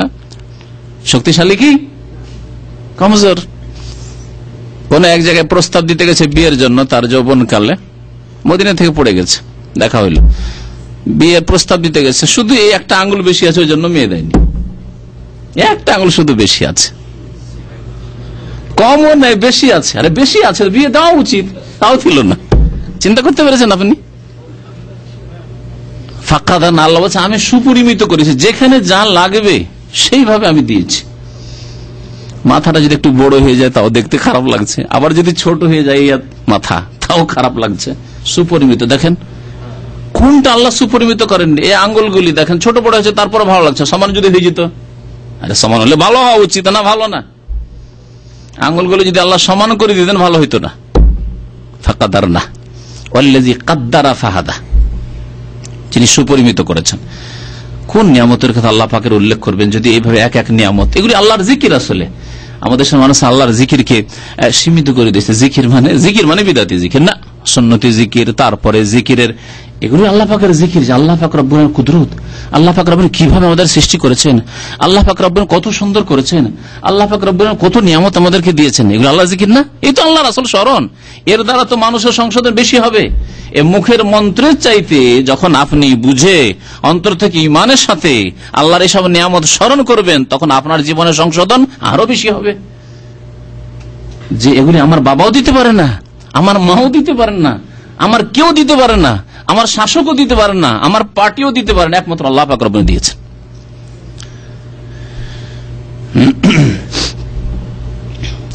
তো আল্লাহ পাক বলছেন ফাকাদার না, আমি সুপরিমিত করলাম। ফানেমাল কাদেরুন, আমি কত উত্তম, নেমা ফেল মাধা, কত উত্তম সুপরিমিতকারী, অথবা কাদের মানে সক্ষম, আমি কত সুন্দরভাবে সৃষ্টি করতে সক্ষম, এই অর্থ করা যেতে পারে। কাদারা একদের মানে সুপরিমিত করা, পরিমাণ নির্ধারণ করা, আর কাদার একদের মানে সক্ষম হওয়া। আল্লাহ পাক কাদের, আল্লাহ পাক কাদির, আল্লাহ পাকের নামের মধ্যে এই নামগুলি রয়েছে। ওয়াইলুন ইয়াউমাইযিন লিল মুকাজ্জিবিন, সুতরাং সেই দিন দুর্ভোগ রয়েছে, সর্বনাশ রয়েছে মিথ্যা প্রতিপন্নকারীদের জন্য, যারা মিথ্যা মনে করেছে আল্লাহকে, রসুলকে, আখিরাতকে, কোরআনকে, ইসলামী বিধানকে ইত্যাদি, নামাজকে। তারপর আল্লাহ পাকের ইরশাদ করেন আলাম নাজআলিল আরদা কিফাতা, আমি কি পৃথিবীকে ধারণকারী হিসাবে তৈরি করিনি? আমি কি পৃথিবীকে, জমিনকে ধারণকারী হিসাবে তৈরি করিনি? আল্লাহ পাক জমিনকে ধারণকারী কেফাত বলেছেন। কাফাতা এক ফেতো মানে হচ্ছে মিলানো, নিজের সাথে মিলিয়ে নেওয়া। জমিন জীবিতকে মৃতকে নিজের সাথে মিলিয়ে নিতে পারে, ধারণ করে রেখেছে। আমরা যতক্ষণ জীবিত আছি আমাদেরকে জমিন এমন ভাবে ধারণ করে রয়েছে, জমিনে আকর্ষণ রয়েছে, আমরা পৃথিবীতে চলাফেরা করছি। যদি জমিনের মধ্যে এই ক্ষমতা না থাকতো তাহলে পৃথিবীতে আমরা কখনো চলাফেরা করতে পারতাম না, বসবাস করতে পারতাম না, ঘর বাড়ি তৈরি করতে পারতাম না, এখানে আমাদের কাজকর্ম করতে পারতাম না, তাই না? আর মৃতদের জন্য আল্লাহ পাক কারণ বলেছেন আহিয়া ও আমওয়াত, আলাম নাজআলিল আরদা কিফাতা, আমি কি জমিনকে, পৃথিবীকে ধারণকারী হিসাবে তৈরি করিনি? আহিয়ান জীবিতদের জন্য, ও আমওয়াত মৃতদের জন্য। জীবিতদের জন্য তো বুঝলাম যে আমরা পৃথিবীতে চলাফেরা করছি, পৃথিবী কত সুন্দর আমাদের জন্য। যদি আল্লাহ পাক এটাকে অস্থির রাখতেন, বসবাসযোগ্য না করতেন, তাহলে আমরা একদিনও টিকতে পারতাম না, এক মিনিট থাকতে পারতাম না। মৃতদের জন্য যেমন মানুষ মরে গেল, মাটি ধারণ করছে, মাটি খনন করে তারপর তাতে আমরা দাফন করতে পারছি। যদি আমরা দাফন না করতে পারতাম তাহলে পচে সরে এমন দুর্গন্ধ হয়ে যেত, আবহাওয়া এমন দূষিত হয়ে যেত যে বাকি যারা বেঁচে ছিল তারাও সব সর্বনাশ হয়ে যেত, হতো না? তারপরে আমাদের এই যে মৃতদেহ এর সুরক্ষা হেফাজত হইতো না। হিংস্র পশু তো খেত, বাঘ ভাল্লুকে খেত, আর পশু পাখিতে খেত। এই অবস্থা হতো, এই দৃশ্য হতো। মাটি যদি আমাদেরকে ধারণ না করতো আমাদের মরার পরে, তাহলে এই অবস্থা আমাদের হইতো। আল্লাহ পাকের কত বড় নিয়ামত। তাই আল্লাহ পাক এই আয়াতে এই কথাই স্মরণ করেছেন যে আলাম নাজআলিল আরদা কিফাতা, আমি কি জমিনকে ধারণকারী হিসাবে সৃষ্টি করিনি? আহিয়া ওয়া আমওয়াতা, জীবিতদের জন্য এবং মৃতদের জন্য। ওয়াজআলনা ফিহা রাওয়াসিয়া শামিখাত, এবং তাতে আমি সৃষ্টি করিনি কি রাওয়াসিয়া, রাসিয়াতুনের জমা। রাসিয়া মানে মজবুত শক্তিশালী পর্বত, পাহাড়। আর শামিখাত মানে সুউচ্চ, শামাখা মানে হচ্ছে উঁচা হওয়া। তাহলে আল্লাহ পাক রব্বুল এই পাহাড়গুলিকে মজবুত করেছেন, অনড় অটল, কখন হিলে যাবে না ঝড় তুফানে বাতাসে। আর শামিখাত অনেক উঁচা করেছেন, যতটা উপর রয়েছে তার চাইতে কম নয়, নিচে আছে। আপনি যতটা উপরে দেখছেন পাহাড় তার চাইতে বেশি নিচে আছে, তার সমান নিচে আছে। ভাবিয়েন না যে আপনার খুঁটির মতো যে 10 হাতের খুঁটি ওপরে কিন্তু 2 হয়তো তো 1 হাত বা 2 হাত নিচে পুঁতে রেখেছে, এমন নয়। রাসিয়াত, এই জন্য আল্লাহ পাক বলেছেন পাহাড়গুলিকে। তো জিবাল মানে পাহাড়, রাসিয়াত এবং শামিখাত। ও আসকাইনাকুম মাআন ফুরাতা, এবং তাদেরকে আমি সুমিষ্ট পানি কি পান করাইনি? তাদের জন্য মিষ্টি পানির ব্যবস্থা করেছি। সমুদ্রের তীরে আমরা থাকছি, 1 কিলোমিটার দূরে এখানে দামামে সমুদ্র, আর কত লোনা পানি, আর এখানে আমরা মিষ্টি পানি ঘরে ঘরে পাচ্ছি। আল্লাহ যদি এই মিষ্টি পানিকে এই লোনা পানির সাথে একাকার করে দিতেন তাহলে বসবাসযোগ্য থাকতোই শহর, না পালাতেন সব? একদিনও থাকতে পারতেন না, আসতেনই না এখানে, থাকা যাবে না এখানে। লোনা পানি খেয়ে বাঁচা যায়? বরং আমাদের আগে যারা ছিল তারাও বাঁচত না, তারাও পালিয়ে যেত এলাকা ছেড়ে। সুবহানাল্লাহ। আল্লাহ কিভাবে আমাদের জন্য মিষ্টি পানির ব্যবস্থা করেছেন। আমরা তো এই সব নিয়ামতের কোনদিন খেয়ালও করি না, যেগুলি যে নিয়ামত আল্লাহ পাকের।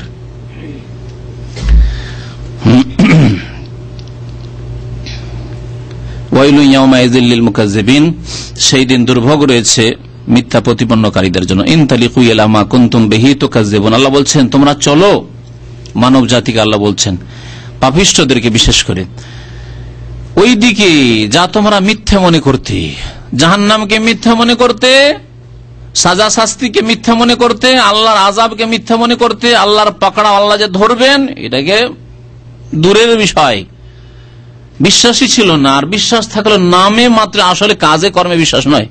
আপনার জীবনে বিশ্বাস হলে যে তার প্রতিফলন ঘটবে, আপনার জীবনে সংশোধন হবে, তা হয়নি আপনার। আল্লাহ বলছেন ইনতালিকু, চলো, ইলামা কুনতুম বিহি তুকাজ্জিবুন, ওই দিকে যা তোমরা মিথ্যা মনে করতে, জাহান্নামের দিকে, আযাবের দিকে।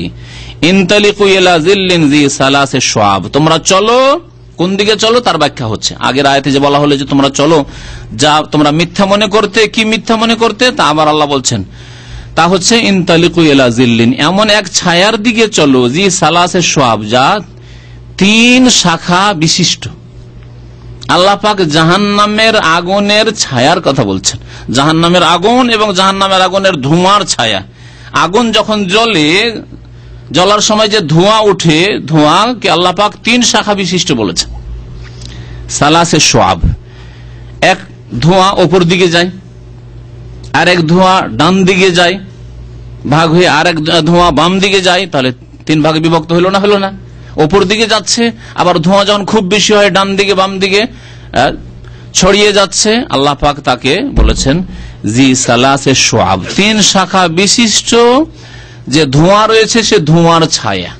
ধোঁয়া তো ছায়া ছায়া ভাব মনে হয়, যেমন মেঘলা আকাশ থাকলে ছায়া মনে হয়, তেমনি ধোঁয়া যখন কোন এলাকায় খুব বেশি থাকে ছায়া মনে হয় না? মনে হচ্ছে অন্ধকার ছায়া। কিন্তু সেই ছায়া আরাম আছে কি না? মানুষ মরে যাবে। ধোঁয়ায় যদি ঘর বাড়ি ভর্তি হয়ে যায় তো শ্বাসরুদ্ধ হয়ে মারা যাবে মানুষ, বাঁচবে না মানুষ। আল্লাহ পাক এই জাহান্নামের আগুন এবং আগুনের যে ধোঁয়া, তার ছায়ার কথা বলছেন যে চলো ওই জাহান্নামের দিকে চলো। লা জালিলিন, যা শীতল নয়, যেই ছায়া আরামদায়ক নয়, জালিল শীতল নয়। ওয়ালা ইউগনি মিনাল লাহাব, এবং অগ্নিশিখা থেকে রক্ষাও করবে না, সেই ছায়া অগ্নিশিখা অর্থাৎ জাহান্নামের অগ্নিশিখা থেকে রক্ষাও করবে না। ইন্নাহা তারমি বিশারারিন কাল কাসর, বরং এই জাহান্নামের আগুন নিক্ষেপ করবে বিশারারিন এমন অগ্নিশিখা, কাল কাসর যা হবে অট্টালিকার মতো, রাজ প্যালেসের মতো। একটা রাজ প্যালেস 2-4-10 কিলোমিটার পর্যন্ত চলে গেছে, শুধু এই দিক থেকে ওই দিক তাদের বাড়িঘর, এইরকম বিশাল আকারের আগুনের শিখা।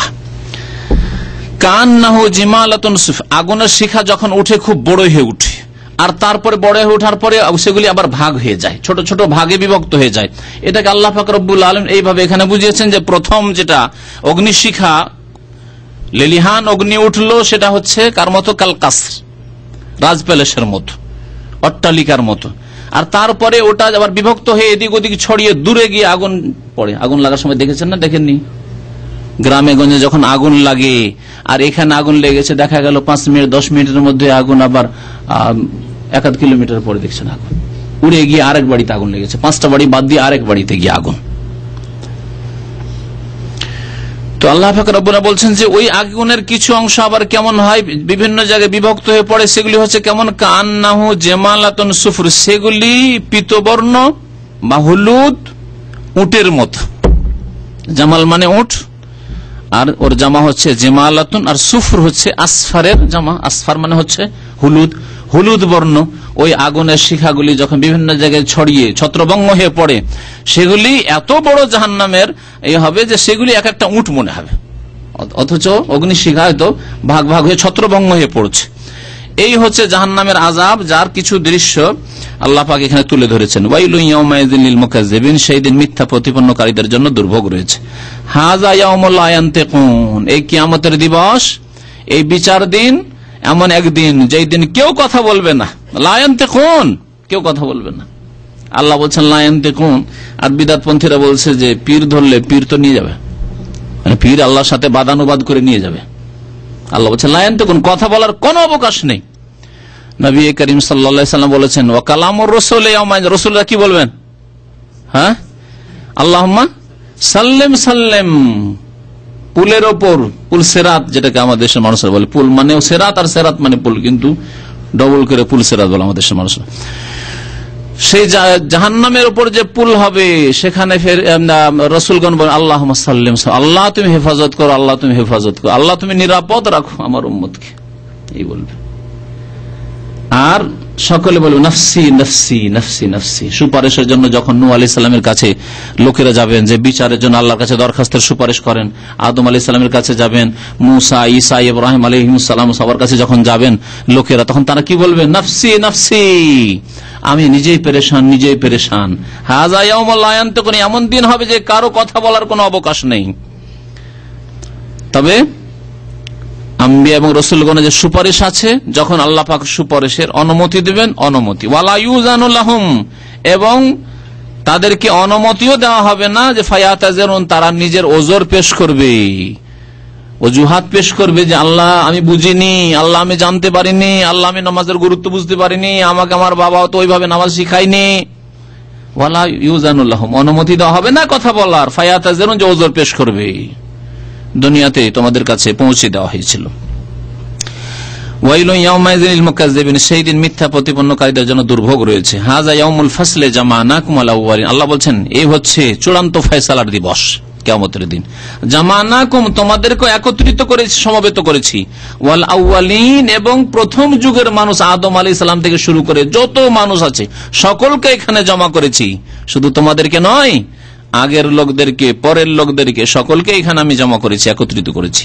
ফাইন কানা লাকুম কাইদুন, এখন সারা বিশ্বের সমস্ত মানুষ চিন্তা করেন, আজকের সমস্ত মানুষ কত বড় একটা সংখ্যা, আর এর আগে যত মানুষ এসেছে, আবার কিয়ামত পর্যন্ত যত মানুষ আসবে, সকল মানুষকে আল্লাহ পাক সম্বোধন করে বলবেন ফাইন কানা লাকুম কাইদুন, তোমাদের যদি কোনো কৌশল থাকে, তোমাদের জন্য কোনো চক্রান্ত থাকে, করার কিছু থাকে, কাইদুন আছে কিছু করার, তোমাদের অপকৌশল যদি তোমাদের থাকে, ফাকিদুন, করো, যদি রক্ষা পাওয়ার ব্যবস্থা থাকে, তোমাদের ক্ষমতা থাকে, করো। আজকে কুফরি শক্তি কত মাথা চাড়া দিয়ে রয়েছে, বাতিল শক্তি, শিরক আর বিদাতের শক্তি কত মাথা চাড়া দিয়ে রয়েছে। আল্লাহ পাক বলবেন যে ফাইন কান লাকুম কাইদুন ফাকিদুন, যদি তোমাদের কোনো কৌশল থাকে ফাকিদুন, কৌশল করো আর নিজেকে রক্ষা করো। ওয়াইলুন ইয়াউমাইযিন লিল মুকাজ্জিবিন, সেদিন মিথ্যা প্রতিপন্নকারীদের জন্য দুর্ভোগ রয়েছে। ইন্নাল মুত্তাকিনা ফি যিলালিন ওয়া উয়ুর। আল্লাহ পাক রব্বুল আলামিনের নিয়ম হচ্ছে কোরআনে কারীমে যখনই আল্লাহ পাক জাহান্নামের কথা বলেছেন, যখনই আল্লাহ পাক পাপিষ্ঠ গুনাহগারদের কথা বলেছেন, আযাবের কথা বলেছেন, তখনই জান্নাতীদেরকে সুসংবাদ দিয়েছেন, সৎকর্মশীলদেরকে সুসংবাদ দিয়েছেন। আল্লাহ পাক এখানে তাদের কথা বলছেন, ইন্নাল মুত্তাকিন, নিশ্চয় আল্লাহ ভীরু যারা সংযত পাপমুক্ত জীবন যাপন করেছে, ফি যিলালিন, তারা ছায়ায় বসবাস করবে, ছায়ায় বসবাস করবে, ওয়া উয়ুন, এবং তারা ঝর্ণা সমূহে বসবাস করবে। ছায়াও আছে, ঝর্ণাও আছে। কারণ মানুষের পিপাসা লেগেছে, পানির প্রয়োজন, ঝর্ণা তার জন্য আছে। আর রোদ লাগছে তো ছায়ার প্রয়োজন, আল্লাহ পাক ছায়া দিবেন। ইন্নাল মুত্তাকিনা ফি যিলালিন ওয়া উয়ুন, জান্নাতের ছায়া এবং জান্নাতের বাগানের গাছের ছায়া, ওয়া উয়ুন, এবং জান্নাতের ঝর্ণা সমূহ।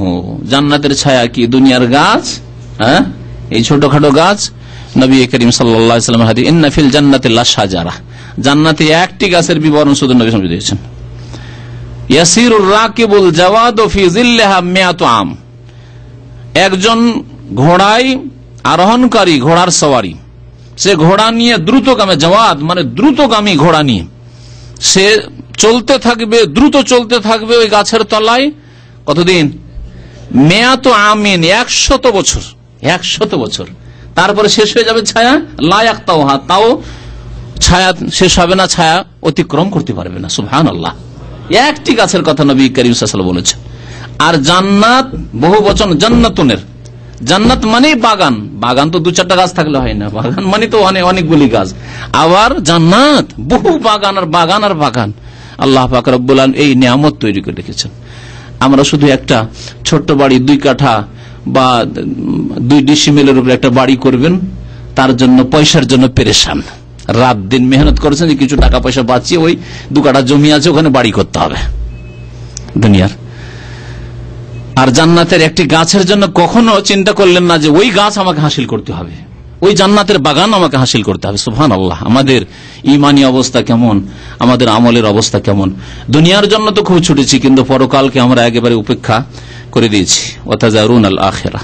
আল্লাহ পাক যেন আমাদেরকে হিদায়াত দান করেন, নেক আমলের বেশি বেশি তৌফিক দান করেন। আল্লাহ পাক বলছেন যে মুত্তাকিনরা থাকবে কোথায়? ছায়ায় জান্নাতের এবং ঝর্ণা সমূহে। ওয়া ফাওয়াকিহা মিম্মা ইয়াশতাহুন, ফাওয়াকিহা ফাকিহাতুনের বহুবচন, এবং বহু রকমারি, অনেক রকমের ফলমূল, মিম্মা ইয়াশতাহুন, যা তারা চাইবে। অনেক সময় হয়তো আপনার সামনে ফল পেশ করা হইলো কোন জায়গায়, কিন্তু আপনাকে ওই ফলগুলি ভালো লাগে না। তাহলে ভালো ফল হইলেও আপনাকে যেহেতু ভালো লাগে না, সেই জন্য মজা পাচ্ছেন না আপনি। আল্লাহ বলছেন মিম্মা ইয়াশতাহুন, যা চাইবে, যেমন ফল চাইবে আল্লাহ পাক ওই রকম ফলমূল দান করবেন।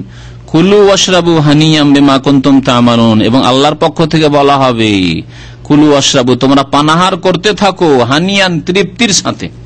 অনেক সময় পানাহার তো করেন কিন্তু তৃপ্তির সাথে নয়, ঝাল বেশি হয়ে গেছে, লবণ বেশি হয়ে গেছে, আপনি লবণ ঝাল বেশি খান না, অথবা ঝাল লবণ একেবারে হয়নি আর আপনি একবার খুব বেশি লবণ ঝাল খাও মানুষ, তাহলে খেলেন, আরে খেলাম কিন্তু ভূষার মতোই খেলাম, পেটটা ভরলাম, তা বলেন না, তৃপ্তির সাথে খেলেন না। আল্লাহু আকবার।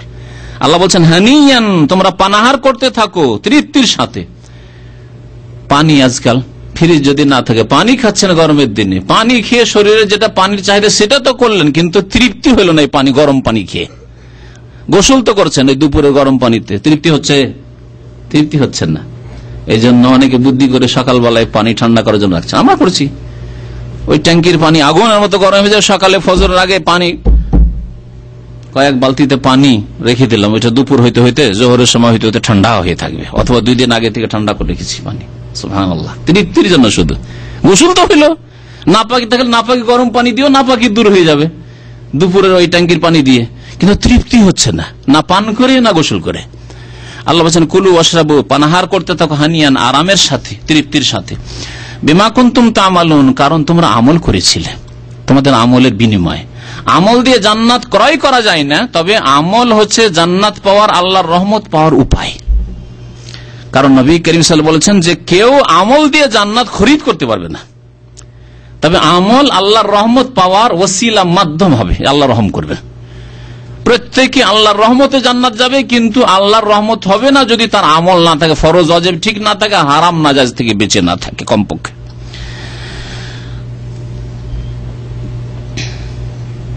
ইন্না কাযালিকা নাজজিল মুহসিনিন। তারপর আল্লাহ পাক বলছেন, নিশ্চয় আমি এইভাবেই সৎকর্মশীলদেরকে প্রতিদান দিয়ে থাকি। মুহসিনিন আল্লাহ বলেছেন, মুহসিনিন আল্লাহর হকের ক্ষেত্রে, ইবাদত বন্দেগীর ক্ষেত্রে, আর মুহসিনিন মানুষের সাথে আখলাক আচরণের ক্ষেত্রে। ইহসান, মুহসিনিন ইহসান থেকে, তাহলে ইহসান আল্লাহর ইবাদতে করতে হবে এবং ইহসান মানুষের সাথে করতে হবে, আল্লাহর সৃষ্টির সাথে করতে হবে, মাখলুকের সাথে করতে হবে। ইন্নাল্লাহ ইয়ামুরু বিল আদলি ওয়াল ইহসান, আল্লাহ পাক ন্যায় বিচারের আদেশ করেছেন এবং ইহসানের আদেশ করেছেন। ইহসান ফিল ইবাদা, ইবাদতে ইহসান হইতে হবে, এবং মুআমালাতে আদান প্রদান, লেনদেন, চলাফেরা, আখলাক চরিত্রে ইহসান হইতে হবে, সদাচরণ হইতে হবে। ওয়াবিল ওয়ালিদাইনে ইহসান। দেখলেন আল্লাহ পাকের ইবাদতে আল্লাহ ইহসানের কথা বলেছেন, এবং মানুষের হকের ক্ষেত্রে, মাতা পিতার ক্ষেত্রে ইহসানের কথা বলেছেন।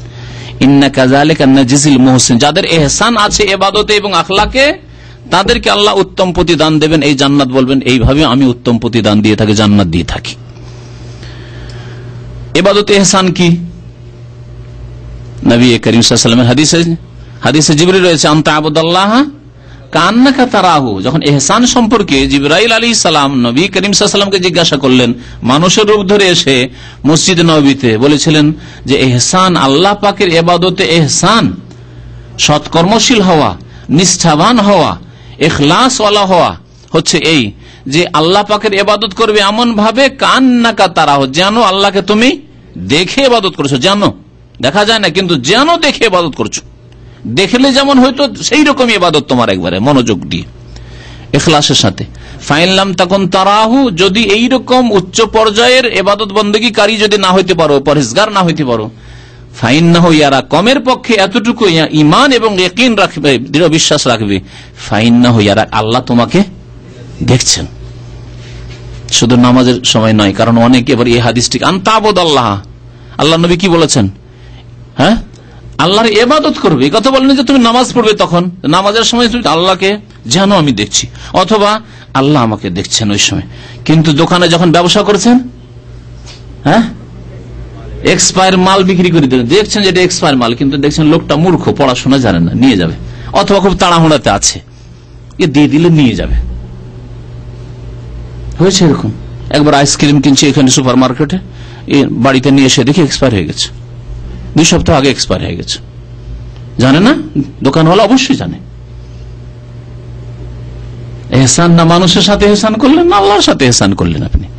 তো এখানে এহসান মানে হচ্ছে আল্লাহকে যেন দেখে তুমি ইবাদতবন্দি করছো, অথবা কমের পক্ষে এতটুকু বিশ্বাস রাখো, ইয়াকিন তোমার জীবনে যেন প্রতিফলিত হয় যে আল্লাহ তোমাকে দেখছেন।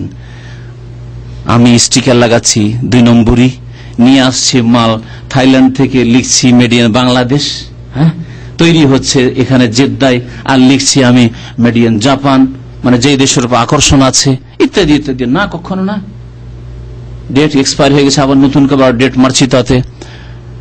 এইভাবে কত রকমের যে জালিয়াতি, ধোকাবাজি চলছে। আল্লাহ আমাকে দেখছেন, আপনাকে দেখছেন, এরকম ধারণা আছে?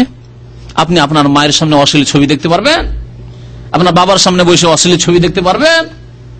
এমনকি আপনার স্ত্রীর সামনেও আপনি অনেক কিছুই করতে পারবেন না।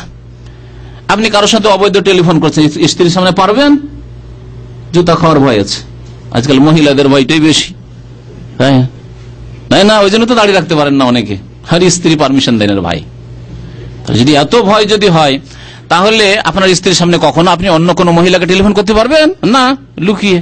এক লোকের ঘটনা শুনছি যে ও টেলিফোন করতো লুকিয়ে লুকিয়ে, স্ত্রী আছে তারপর টেলিফোন করতো। কি করতো? বাড়িতে বেরিয়ে যেত, বাড়িতে বেরিয়ে বাইরে ঘুরছে, ও স্ত্রীকে দেখাতে যে আমি একটু হাওয়া খেতে গেছি, একটু ওয়াকিং এ গেছি। হাসলো কি কেন? আধা ঘন্টা ও টেলিফোন করে আসবে।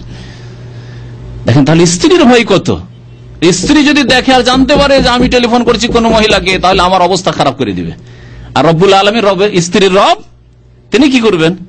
কোথায় ইবাদত বন্দি, কোথায় ইহসান? আল্লাহ পাক রব্বুল দেখছেন যে তুমি অবৈধ কারোর সাথে কথা বলছো, হারাম কথা বলছো, তুমি কেন এই গুপ্ত সম্পর্ক তোমার। এইভাবে আল্লাহর হকের ক্ষেত্রে ইহসান কায়েম করতে হবে, আর মানুষের হকের ক্ষেত্রে সদাচরণ, ভালো আখলাক, ভালো চরিত্রে পেশ করা হচ্ছে ইহসান, যা আল্লাহ মাতা পিতা থেকে শুরু করেছেন। ওয়াকাযা রাব্বুকা আল্লা তা'বুদু ইল্লা ইয়াহু ওয়া বিল ওয়ালিদাইনি ইহসানা ওয়া'বুদুল্লাহা ওয়া লা তুশরিকু বিহি শাইআন ওয়া বিল ওয়ালিদাইনি ইহসানা ওয়া ওয়াসাইনাল ইনসানা বিওয়ালিদাইহি ইহসানা। কত যে আল্লাহ পাক ইহসানের কথা বলেছেন। আর তারপরে ওয়া আহসিনু ইন্নাল্লাহা ইউহিব্বুল মুহসিনিন ওয়া আহসিন কামা আহসানাল্লাহু ইলাইক, যেমন আল্লাহ তোমার উপর অনুগ্রহ করেছেন, ইহসান করে তুমি ইহসান করো, মানুষের সাথে ভালো আচরণ করো। আল্লাহর সাথে যে ইহসান করতে পেরেছে আর আল্লাহর সৃষ্টি মাখলুকের সাথে যে ইহসান করতে পেরেছে, এমনকি নবী করিম সাল্লাল্লাহু আলাইহি সাল্লাম বলেছেন যে তোমরা যখন জবাই করবে, আর জবাই করে খাবেন, গরু খাবেন জবাই করে, খাসিটা এখন জবাই করে খাবেন, মুরগিটা জবাই করে খাবেন, তারপরেও নবী করিম বলছেন ইন্নাল্লাহ কাতাবাল ইহসান আলা কুল্লি শাই, প্রত্যেক বস্তুর ক্ষেত্রে আল্লাহ পাক ইহসান ফরজ করেছেন। ফাইজা যাবাহতুম ফাআহসিনু যিবহাতা, যখন তোমরা জবাই করবে তখন ভালো করে জবাই করিও, ইহসানের সাথে জবাই করিও। সেখানেও ইহসান করতে বলা হয়েছে, অর্থাৎ ধারালো অস্ত্র দিয়ে জবাই করিও, ভোঁতা অস্ত্র দিয়ে নয়, মোটা অস্ত্র দিয়ে না, তেজ অস্ত্র দিয়ে, যাতে করে তাড়াতাড়ি তার রুহটা, জানটা কবজ হয়ে যায় আর আরাম পায় সেই জানোয়ারটি, পশুটি, পাখিটি।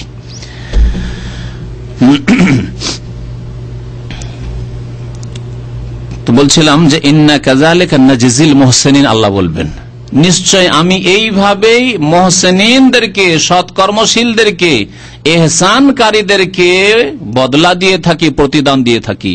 ইহসানকারী হইতে হবে আল্লাহর হকের ক্ষেত্রে যেমন বললাম, আর ইহসানকারী হইতে হবে মানুষের হকের ক্ষেত্রে, আখলাক আচরণের ক্ষেত্রে। ওয়াইলু ইয়াউমাইযিল মুকাজ্জিবিন, সেই দিন দুর্ভোগ মিথ্যা প্রতিপন্নকারীদের জন্য। কুলু ওয়া তামাত্তাউ কালিলান ইন্নাকুম মুজরিমুন, আল্লাহ পাক আবার ফিরে আসছেন পাপিষ্ঠদের দিকে, গুনাহগারদের কথা আবার বলছেন। গুনাহগার কাফেরকে, বেদিনকে সম্বোধন করে আল্লাহ বলবেন কুলু ওয়া তামাত্তাউ, তোমরা দুনিয়ায় ভক্ষণ করতে থাকো, খেতে থাকো, খুব খাও দাও, ওয়া তামাত্তাউ, আর ভোগ বিলাস করতে থাকো, কালিলান, অল্প সময়ের জন্য, কালিলান। আরে 60 বছরও যদি বাঁচেন কতদিন, আর কতদিন, আর আছে কতদিন, কালিলান, অল্প সময়। ইন্নাকুম মুজরিমুন, নিশ্চয় তোমরা অপরাধী, নিশ্চয় তোমরা অপরাধী। আল্লাহ পাক বেনামাজীদেরকে কি বলেছেন কোরআনে কারীমের, এর আগে পড়েছেন না সূরাতুল মুদ্দাসসিরে, ফি জান্নাতি ইয়াতাসাআলুনা আনিল মুজরিমিন, অপরাধীদেরকে জিজ্ঞাসা করবেন আল্লাহ পাক, জাহান্নামীদেরকে জিজ্ঞাসা করবেন মা সালাকাকুম ফি সাকার, জাহান্নামে কেন তোমরা গেলে। হ্যাঁ, জান্নাতীরা জিজ্ঞাসা করবে জাহান্নামীদের সম্পর্কে, বা জাহান্নামীদেরকে জিজ্ঞাসা করবে, আল্লাহ পাক কোরআনে উল্লেখ করেছেন। কালু, তখন জবাব তারা কি দিবে, লাম নাকুম মিনাল মুসাল্লিন, প্রথম জবাব হচ্ছে আমরা নামাজ পড়তাম না। তাহলে আপনার নামাজ না পড়া, এক ওয়াক্ত নামাজ ছাড়া, ফজর ছাড়া, এটি আপনার বড় অপরাধ কোরআনের ভাষায়। আপনি অপরাধী মানে শুধু খুনি ভাববেন না, হ্যাঁ নিশ্চয়ই তারা অপরাধী। অপরাধী মানে শুধু সন্ত্রাসী ভাববেন না, নিশ্চয়ই তারা অপরাধী, কিন্তু আপনি বেনামাজি, আপনি বড় অপরাধী। অপরাধী মানে শুধু ভাববেন না যে মদ খায়, যে জুয়া খেলে, আর যে দুষ্টামি করে, সেই অপরাধী নাই, আপনি নামাজে গেলেন না, হাইয়া আলাস সালাহ হাইয়া আলাল ফালাহ, আপনি বড় অপরাধী। আল্লাহ পাক বলছেন ফি জান্নাতি ইয়াতাসাআলুনা আনিল মুজরিমিন, অপরাধীদের সম্পর্কে জিজ্ঞাসা করা হবে মা সালাকাকুম ফি সাকার, জাহান্নামে কেন, বলবে লাম নাকুম মিনাল মুসাল্লিন, আমরা নামাজ পড়তাম না, মুসল্লি ছিলাম না। আল্লাহ পাক বলছেন যে তোমরা খেতে থাকো আর কিছু দিনের জন্য, অল্প সময়ের জন্য ভোগ করতে থাকো, ইন্নাকুম মুজরিমুন, নিশ্চয় তোমরা অপরাধী। ওয়াইলু ইয়াউমাইযিল লিল মুকাজ্জিবিন, সেই দিন দুর্ভোগ রয়েছে, ওয়াইল নামক জাহান্নাম রয়েছে মিথ্যা প্রতিপন্নকারীদের জন্য, সত্যকে প্রত্যাখ্যানকারীদের জন্য। ওয়াইযা কিলা লাহুম ইরকাউ লা ইয়ারকাউন, যখন তাদেরকে বলা হতো ইরকাউ, তোমরা নত হও, লা ইয়ারকাউন, তারা নত হইতো না। এই আয়াতের দুইটি তাফসীর, একটি হচ্ছে বাহ্যিক তাফসীর যে রুকু করা, রাকায়ার কাও মানে রুকু করা, তাদেরকে যখন বলা হয়তো রুকু করো মানে নামাজ পড়ো।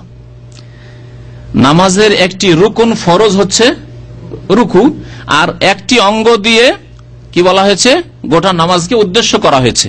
যেমন কোরআনে কারীম আল্লাহ পাক সিজদা করতে বলেছেন মানে নামাজ পড়ো, তাসবিহ করতে বলেছেন মানে নামাজ পড়ো। নামাজের একটি অংশ হচ্ছে তাসবিহ, নামাজের একটি অংশ হচ্ছে সিজদা। ওই রকম আল্লাহ পাক বলেছেন ওয়ারকাউ মা রাকাইন, সূরা বাকারা বলেছেন রুকুকারীদের সাথে রুকু করো, মানে জামাতের সাথে নামাজ পড়ো। আমরা যেমন নিজের ভাষায় বলে থাকি যে ভাই আপনার চেহারাটা অনেক দিন ধরে দেখিনি, তার মানে কি? ওর হাত দেখেছেন না, পা দেখেছেন, আর কিছু দেখেছেন না, মানে ওকে দেখেননি।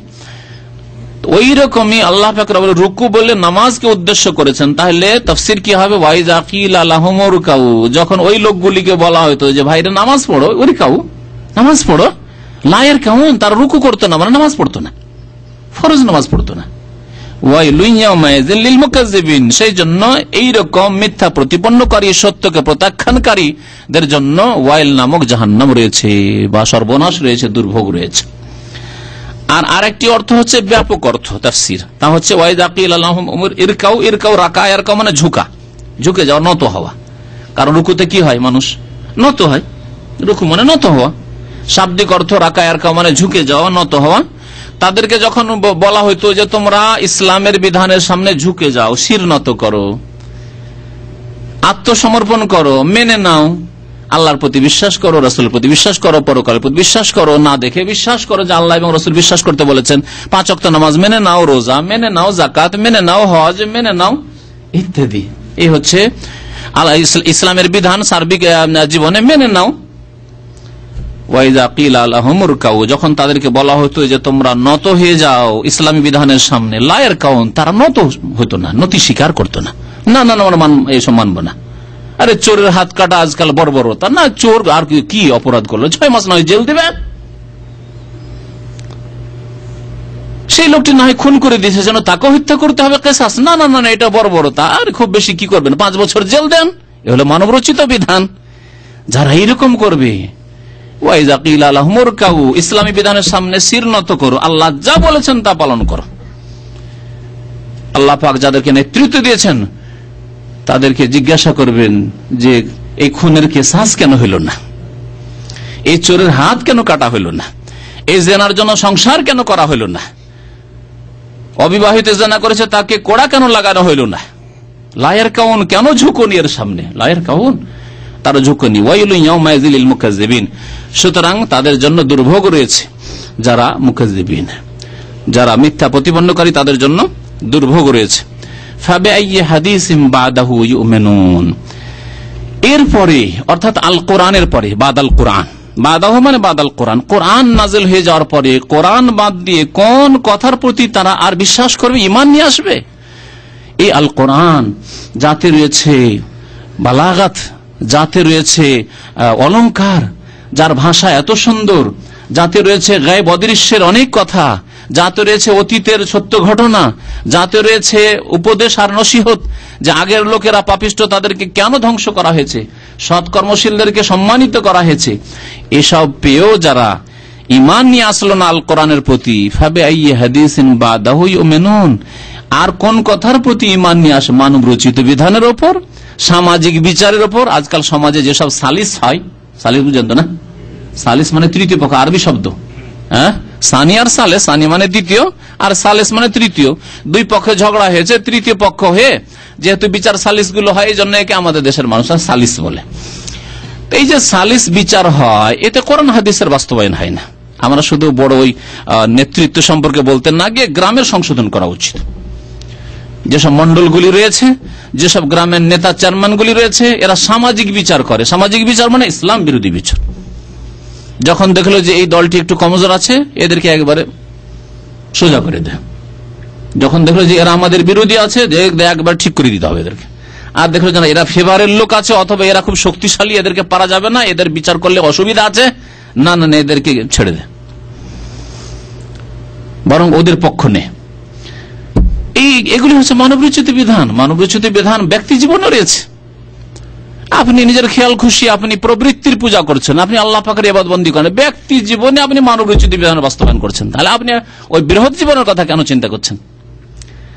আপনার পারিবারিক ক্ষেত্রে আপনি পর্দা করছেন না, আপনার বাড়িতে ইসলামী পরিবার গঠন হয়নি, আপনার ছেলে মেয়েদেরকে ইসলাম শিখাচ্ছেন না, আপনি আপনার স্ত্রীকে আপনি ইসলামী পর্দা শেখাচ্ছেন না, আপনার স্ত্রীকে এখনো শেখাননি যে অবাধ মেলামেশা করতে হয় না, আমার যেসব আত্মীয়রা রয়েছে যেগুলি পর্দা করা ফরজ, তাদের সাথে তোমাকে সরাসরি গিয়ে তাদের সাথে বসে কথা বলা জায়েজ নয়, ইত্যাদি এগুলি শিখান না, আর আপনি বড় কথা চিন্তা করছেন। তো আল্লাহ পাক রব্বানা বলছেন ফাবিআইয়ি হাদিসিম বাদাহু ইউমিনুন, এই কোরআনকে বাদ দিয়ে কোরআনের পরে কোন কথার প্রতি তারা ঈমান নিয়ে আসবে, বিশ্বাস করবে? আর কোন কিতাব রয়েছে, আর কোন বিধান রয়েছে যেই বিধান মানুষের সমস্যার সমাধান করতে পারে? মানুষের সার্বিক সমস্যার সমাধান একমাত্র ইসলাম করতে পারে।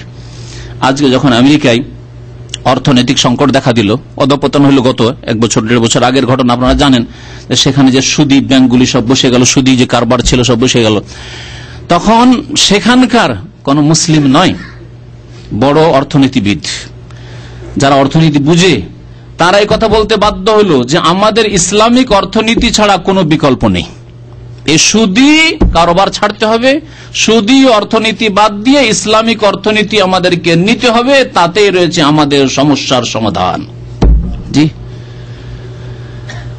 আমরা যদি কোনো কাফের যদি ইসলাম সম্পর্কে সাক্ষী দেয় সেটাকে খুব বড় করে দেখি, আর স্বয়ং মহান আল্লাহ সাক্ষী দিচ্ছেন, শাহেদ আল্লাহ, আল্লাহ সাক্ষী দিচ্ছেন আল কোরআন, যে তোমাদের সমস্ত সমস্যার সমাধান রয়েছে আল কোরআনে।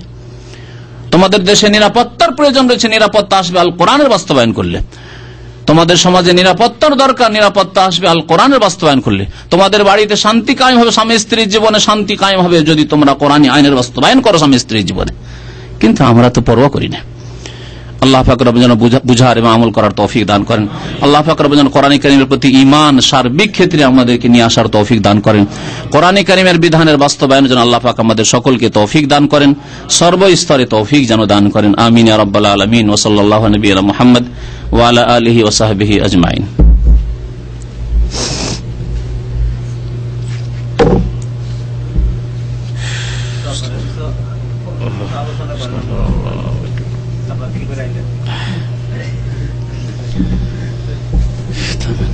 কিছু প্রশ্ন আছে নাকি?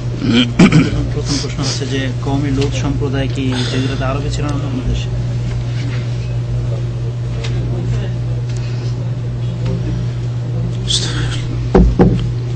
এক ভাই জিজ্ঞাসা করেছেন যে কওমে লূত কোথায় ছিল? কওমে লূত জাজিরা আরব মানে যে আরব যে আরবে আমরা আছি, সৌদি আরব মোটামুটি এটা হচ্ছে জাজিরা আরব বা সৌদি আরবের সাথে আশেপাশে যে গালফের দেশগুলি আছে, এখানে কওমে লূত ছিল না। কওমে লূত ছিল শাম দেশের দিকে, সাদ্দুম নামে একটি এলাকা ছিল, সেখানে এই লূত সম্প্রদায় মানে লূত আলাইহিস সালামের সম্প্রদায় জাতি বসবাস করত। আর যেটা এখন মৃত সাগরে আছে, আল বাহরুল মাইয়িত আরবিতে বলা হচ্ছে মৃত সাগর, এই সাগরের মধ্যে আছে ওই জায়গাটি। সিরিয়া, জর্ডন এইসব দেশের পাশাপাশি। আদ সম্প্রদায়ের নবী হুদ আলাইহিস সালাম, ওয়াইলা আদিন আখাহুম হুদা, আল্লাহ কোরআনে বলছেন আদ সম্প্রদায়ের কাছে তাদের ভাই হুদকে আমি প্রেরণ করলাম রসুল করে। ওয়াইলা সামুদ আখাহুম সালেহা, আল্লাহ কোরআনে বলছেন যে সামুদ সম্প্রদায়ের কাছে তাদের ভাই সালেহ আলাইহিস সালামকে আমি নবী করে পাঠিয়েছিলাম। সব নবীর কথা কোরআনে কারীমে আল্লাহ পাক উল্লেখ করেছেন, 25 জন নবীর কথা কোরআনে উল্লেখ করা হয়েছে। তাদের এরা আদ সম্প্রদায়ের নবী হচ্ছেন হুদ আলাইহিস সালাম, আর সামুদ সম্প্রদায়ের নবী হচ্ছেন সালেহ আলাইহিস সালাম। এক ভাই লিখেছেন যে আলোচনার শুরুতে বলা হয় রাসূলুল্লাহ সাল্লাল্লাহু আলাইহি ওয়াসাল্লামের উপর দরুদ ও সালাম বর্ষিত হোক, তো এই কথাটার মানে কি? দরুদ ও সালাম বর্ষিত হোক এর মানে কি? গুরুত্বপূর্ণ কথা এটা, সালাত ও সালাম। ঠিক আছে, সালাতকে আমাদের বাঙালিরা বা উর্দু ভাষীরা, ভারতীয়রা, পাকিস্তানিরা এরা দুরুদ করে দিয়েছে। আল্লাহ পাক দুরুদ শব্দ উল্লেখ করেন, যেমন সিয়ামকে রোজা করে দিয়েছে, মানে ফার্সি টার্মগুলি ব্যবহার করে থাকে। ফার্সি প্রভাব হওয়ার কারণ হচ্ছে যে মোগল আমলে রাষ্ট্রীয় ভাষা ফার্সি ছিল মুসলমানদের, মুসলিম দেশের প্রায় 800 বছর ধরে, যার ফলে ধর্মীয় ক্ষেত্রেও ফার্সির প্রভাব অনেকটা হয়ে গেছে। সিয়াম বা সম না বলে আমরা কি বলছি? রোজা বলছি। সালাত না বলে আমরা ওকে নামাজ বলছি। নামাজ বা রোজা এগুলি কোন আরবি শব্দ নয়, আর এগুলি শব্দ কোরআন হাদিসে পাবেন না কোথাও খুঁজে, এগুলির তর্জমা করে ফেলেছি, ফার্সি প্রভাব হয়েছে। ওই রকমই নবীর প্রতি সালাত, নবীর প্রতি সালাতের ক্ষেত্রে সালাত আলান নবী একে আমরা দুরুদ করে ফেলেছি। আবার সালামটা ঠিক আছে, যেমন হজ ঠিক আছে, যাকাত ঠিক আছে, তাই না? যাকাত আরবি ভাষায় রেখেছি, হজ আরবি ভাষায় রেখেছি, উমরা আরবি ভাষাতে আছে, এগুলো তর্জমা করিনি আমরা। ফার্সি ভাষার প্রভাব এইভাবে হয়েছে আমাদের সমাজে। এগুলি যদি আমরা কাটিয়ে উঠি তাহলে ভালো, ইসলামিক পরিভাষাগুলি ব্যবহার করি তো ভালো। তবে অর্থ জানতে হবে, সালাত মানে কি আর সালাম মানে কি। সালাম মানে শান্তি বর্ষণ হওয়া, আমরা যখন বলবো যে হে আমাদের নবী সাল্লাল্লাহু আলাইহি ওয়াসাল্লামের উপর সালাম বর্ষিত হোক, মানে আল্লাহ তুমি তার উপর শান্তির ধারা বর্ষিত করো, আল্লাহর কাছে যেন দোয়া করলাম, আমাদের পক্ষ থেকে আল্লাহর কাছে দোয়া। যখন আমরা বলবো যে নবীর প্রতি সালাত বর্ষিত হোক অথবা দুরুদ ও সালাম নাজিল হোক, অর্থাৎ আল্লাহ পাকের কাছে যেন দোয়া করছি, এই সালাতের দুটি অর্থ করা হয়েছে। একটি অর্থ হচ্ছে যে সালাত মানে রহমত, আল্লাহর কাছে যেন দোয়া করছি আল্লাহ তুমি তোমার নবীর ওপর রহমত বর্ষিত করো, আর সালাম মানে শান্তি বর্ষিত করো, এই পার্থক্য। তাহলে কিন্তু এর চাইতে শক্তিশালী মত হচ্ছে যেটা ইমাম বুখারী রহমতুল্লাহ আলাইহি তার সহিহ বুখারীতে উল্লেখ করেছেন প্রখ্যাত তাবি আবুল আলিয়া থেকে। আবুল আলিয়া রহমতুল্লাহ আলাইহি তাবেঈ, তিনি বলছেন যে আল্লাহ পাকের সালাত নবীর ওপর, এর মানে হচ্ছে যে আল্লাহ পাক তার যে নিকটবর্তী অসংখ্য ফেরেশতারা তার দরবারে রয়েছেন, আরশ আজিমের কাছে রয়েছেন, সেখানে নবীর ভালো গুণগুলি উল্লেখ করা, নবীর ভালো গুণ উল্লেখ করা, নবীর সবগুলি গুণ ভালো, নবীর ভালো ভালো গুণগুলি উল্লেখ করার নাম হচ্ছে নবীর প্রতি সালাত। তাহলে যখন আল্লাহকে আমরা বললাম যে আল্লাহ তোমার নবীর প্রতি কি করো, সালাত বর্ষণ করো, বা সাল্লাল্লাহু আলাইহি সাল্লাম, নবীর নাম আসলে কখন কি বললাম, সাল্লাল্লাহু আলাইহি ওয়াসাল্লাম, তখন যেন আমরা বললাম যে আল্লাহ তোমার নবীর ভালো গুণ তোমার মুকাররাবিন ফেরেশতার নিকটবর্তী ফেরেশতাদের সামনে তুমি আলোচনা করো, উল্লেখ করো। যদি কোনো মানুষের আপনারা যদি ভালো গুণগান করেন যে লোকটা খুব ভালো মানুষ, মাশাআল্লাহ, একেবারে মানুষ খুব সুন্দর, তাহলে কত খুশি হবে সে, এবং সে কত খ্যাতি লাভ করলো। যত লোক শুনলো তাদের মাঝে তার খ্যাতি ছড়ালো, আবার ওই লোকগুলি বিভিন্ন জায়গায় যাবে, দিয়ে তাদের মাধ্যমে সেখানে তার খ্যাতি সেখানে হবে। আল্লাহর নিকটবর্তী ফেরেশতারা আল্লাহর কাছ থেকে স্বয়ং যখন শুনবে যে আমার নবী মুহাম্মদ সাল্লাল্লাহু আলাইহি ওয়াসাল্লাম এইরকম এত ভালো যখন শুনবেন, তারা ওই মুকাররাবিন ফেরেশতারা আবার যারা ষষ্ঠ আসমানে, পঞ্চম আসমানে, চতুর্থ আসমানে, তৃতীয় আসমানে, দ্বিতীয় আসমানে, অন্য জায়গায় অন্য ফেরেশতারা রয়েছেন যারা দূরে একটু ফেরেশতারা, আল্লাহর নিকটবর্তী ফেরেশতা নন, আরশ আজিমের কাছের ফেরেশতা নন, তাদের সামনে যখন উল্লেখ করেন যে আল্লাহ পাক বলছিলেন তার নবী সম্পর্কে এইরকম এত ভালো, কত তার খ্যাতি ছড়াচ্ছে ফেরেশতা জগতে, এর নাম হচ্ছে সালাত। এই হচ্ছে নবী করিম সাল্লাল্লাহু আলাইহি ওয়াসাল্লামের উপর সালাতের অর্থ, আর এটাই বেশি ঠিক, কারণ সালাম মানে শান্তি, আর শান্তির মধ্যে রহমত চলে আসছে। আল্লাহুম্মা সাল্লি আলা মুহাম্মদ ওয়া আলা আলি মুহাম্মদ কামা সাল্লাইতা আলা ইব্রাহিম ওয়া আলা আলি ইব্রাহিম ইন্নাকা হামিদুম মাজিদ। আল্লাহুম্মা বারিক আলা মুহাম্মাদিন ওয়া আলা আলি মুহাম্মদ কামা বারাকতা আলা ইব্রাহিম ওয়া আলা আলি ইব্রাহিম ইন্নাকা হামিদুম মাজিদ। আরেক ভাই প্রশ্ন করেছেন যে আমাদের দেশে ফজর নামাজের আজানের পূর্বে এবং পরে ইসলামিক গান গাওয়া হয়, যে এই দেশে হয় না, এটা কি ঠিক কিনা? আজানের আগে এবং পরে মাইকে আজকাল বিভিন্ন মসজিদে এরকম শুরু করেছে, বিদাতি মসজিদগুলিতে, যেগুলি করা জানি না শরীয়ত সম্মত, আশা করি নয়, কারণ এতে সকলের উপর তো জামাতে আসা ফরজ নয়, আর জামাতে ডাকার জন্য আজান যথেষ্ট। আজান দেওয়ার আগে ঘুম খারাপ করে দিলেন আপনি আপনার কবিতা পড়ে আর গজল পড়ে, এই একটা আপনি মানুষের ক্ষতি করলেন। 2 নম্বর কথা হচ্ছে যে আজানের পরেও অনেকে আছে মহিলাদের জন্য জামাতে নেই, মহিলারা বাড়িতে নামাজ পড়বে, শিশুদের জন্য জামাতে নেই, ওই আপনাদের গজল শুনেও ছোট ছোট বাচ্চারা হয়তো উঠে গিয়ে মাকে জ্বালাতে শুরু করলো, তাহলে এগুলো ক্ষতি না? সুতরাং তারপরে এগুলো বিদআত। নবী সাল্লাল্লাহু আলাইহি ওয়াসাল্লাম সাহাবায়ে কেরামরা আজানের আগে পরে এইসব গজল পড়া, নাত পড়া, শের আশার পড়া, কাসিদা পড়া এগুলো করেননি। এই দৃষ্টিতে দেখলেও বিদআত এগুলি, আসলে এই বিদআতগুলি ছেড়ে দেওয়া উচিত। উপদেশ যদি দিতে হয় তাহলে উপদেশের সময় দেন, যেসব মানুষ জেগে আছে, মানুষের কোনো ডিস্টার্ব হচ্ছে না, মানুষের ক্ষতি হচ্ছে না, ঘুম খারাপ হচ্ছে না, এশার নামাজের পরে, মাগরিব এশার মাঝখানে ইত্যাদি, এই সময়গুলি দিনে আরামের সময় নয়। জোহর আসর মাঝখানে মানুষ আরাম করে, ওই সময় যদি আপনি লাগান ওয়াজ, মাইকে তেলাওয়াত, তাহলে তো লোকের আপনি ঘুম হারাম করে দিবেন। এক ভাই দোয়া চেয়েছেন, তার আব্বার জন্য অসুস্থ রয়েছেন, আল্লাহ পাক যেন শেফা দান করেন। এইভাবে যেসব ভাইদের অসুবিধা আছে আল্লাহ পাক যেন তাদের অসুবিধা দূর করেন।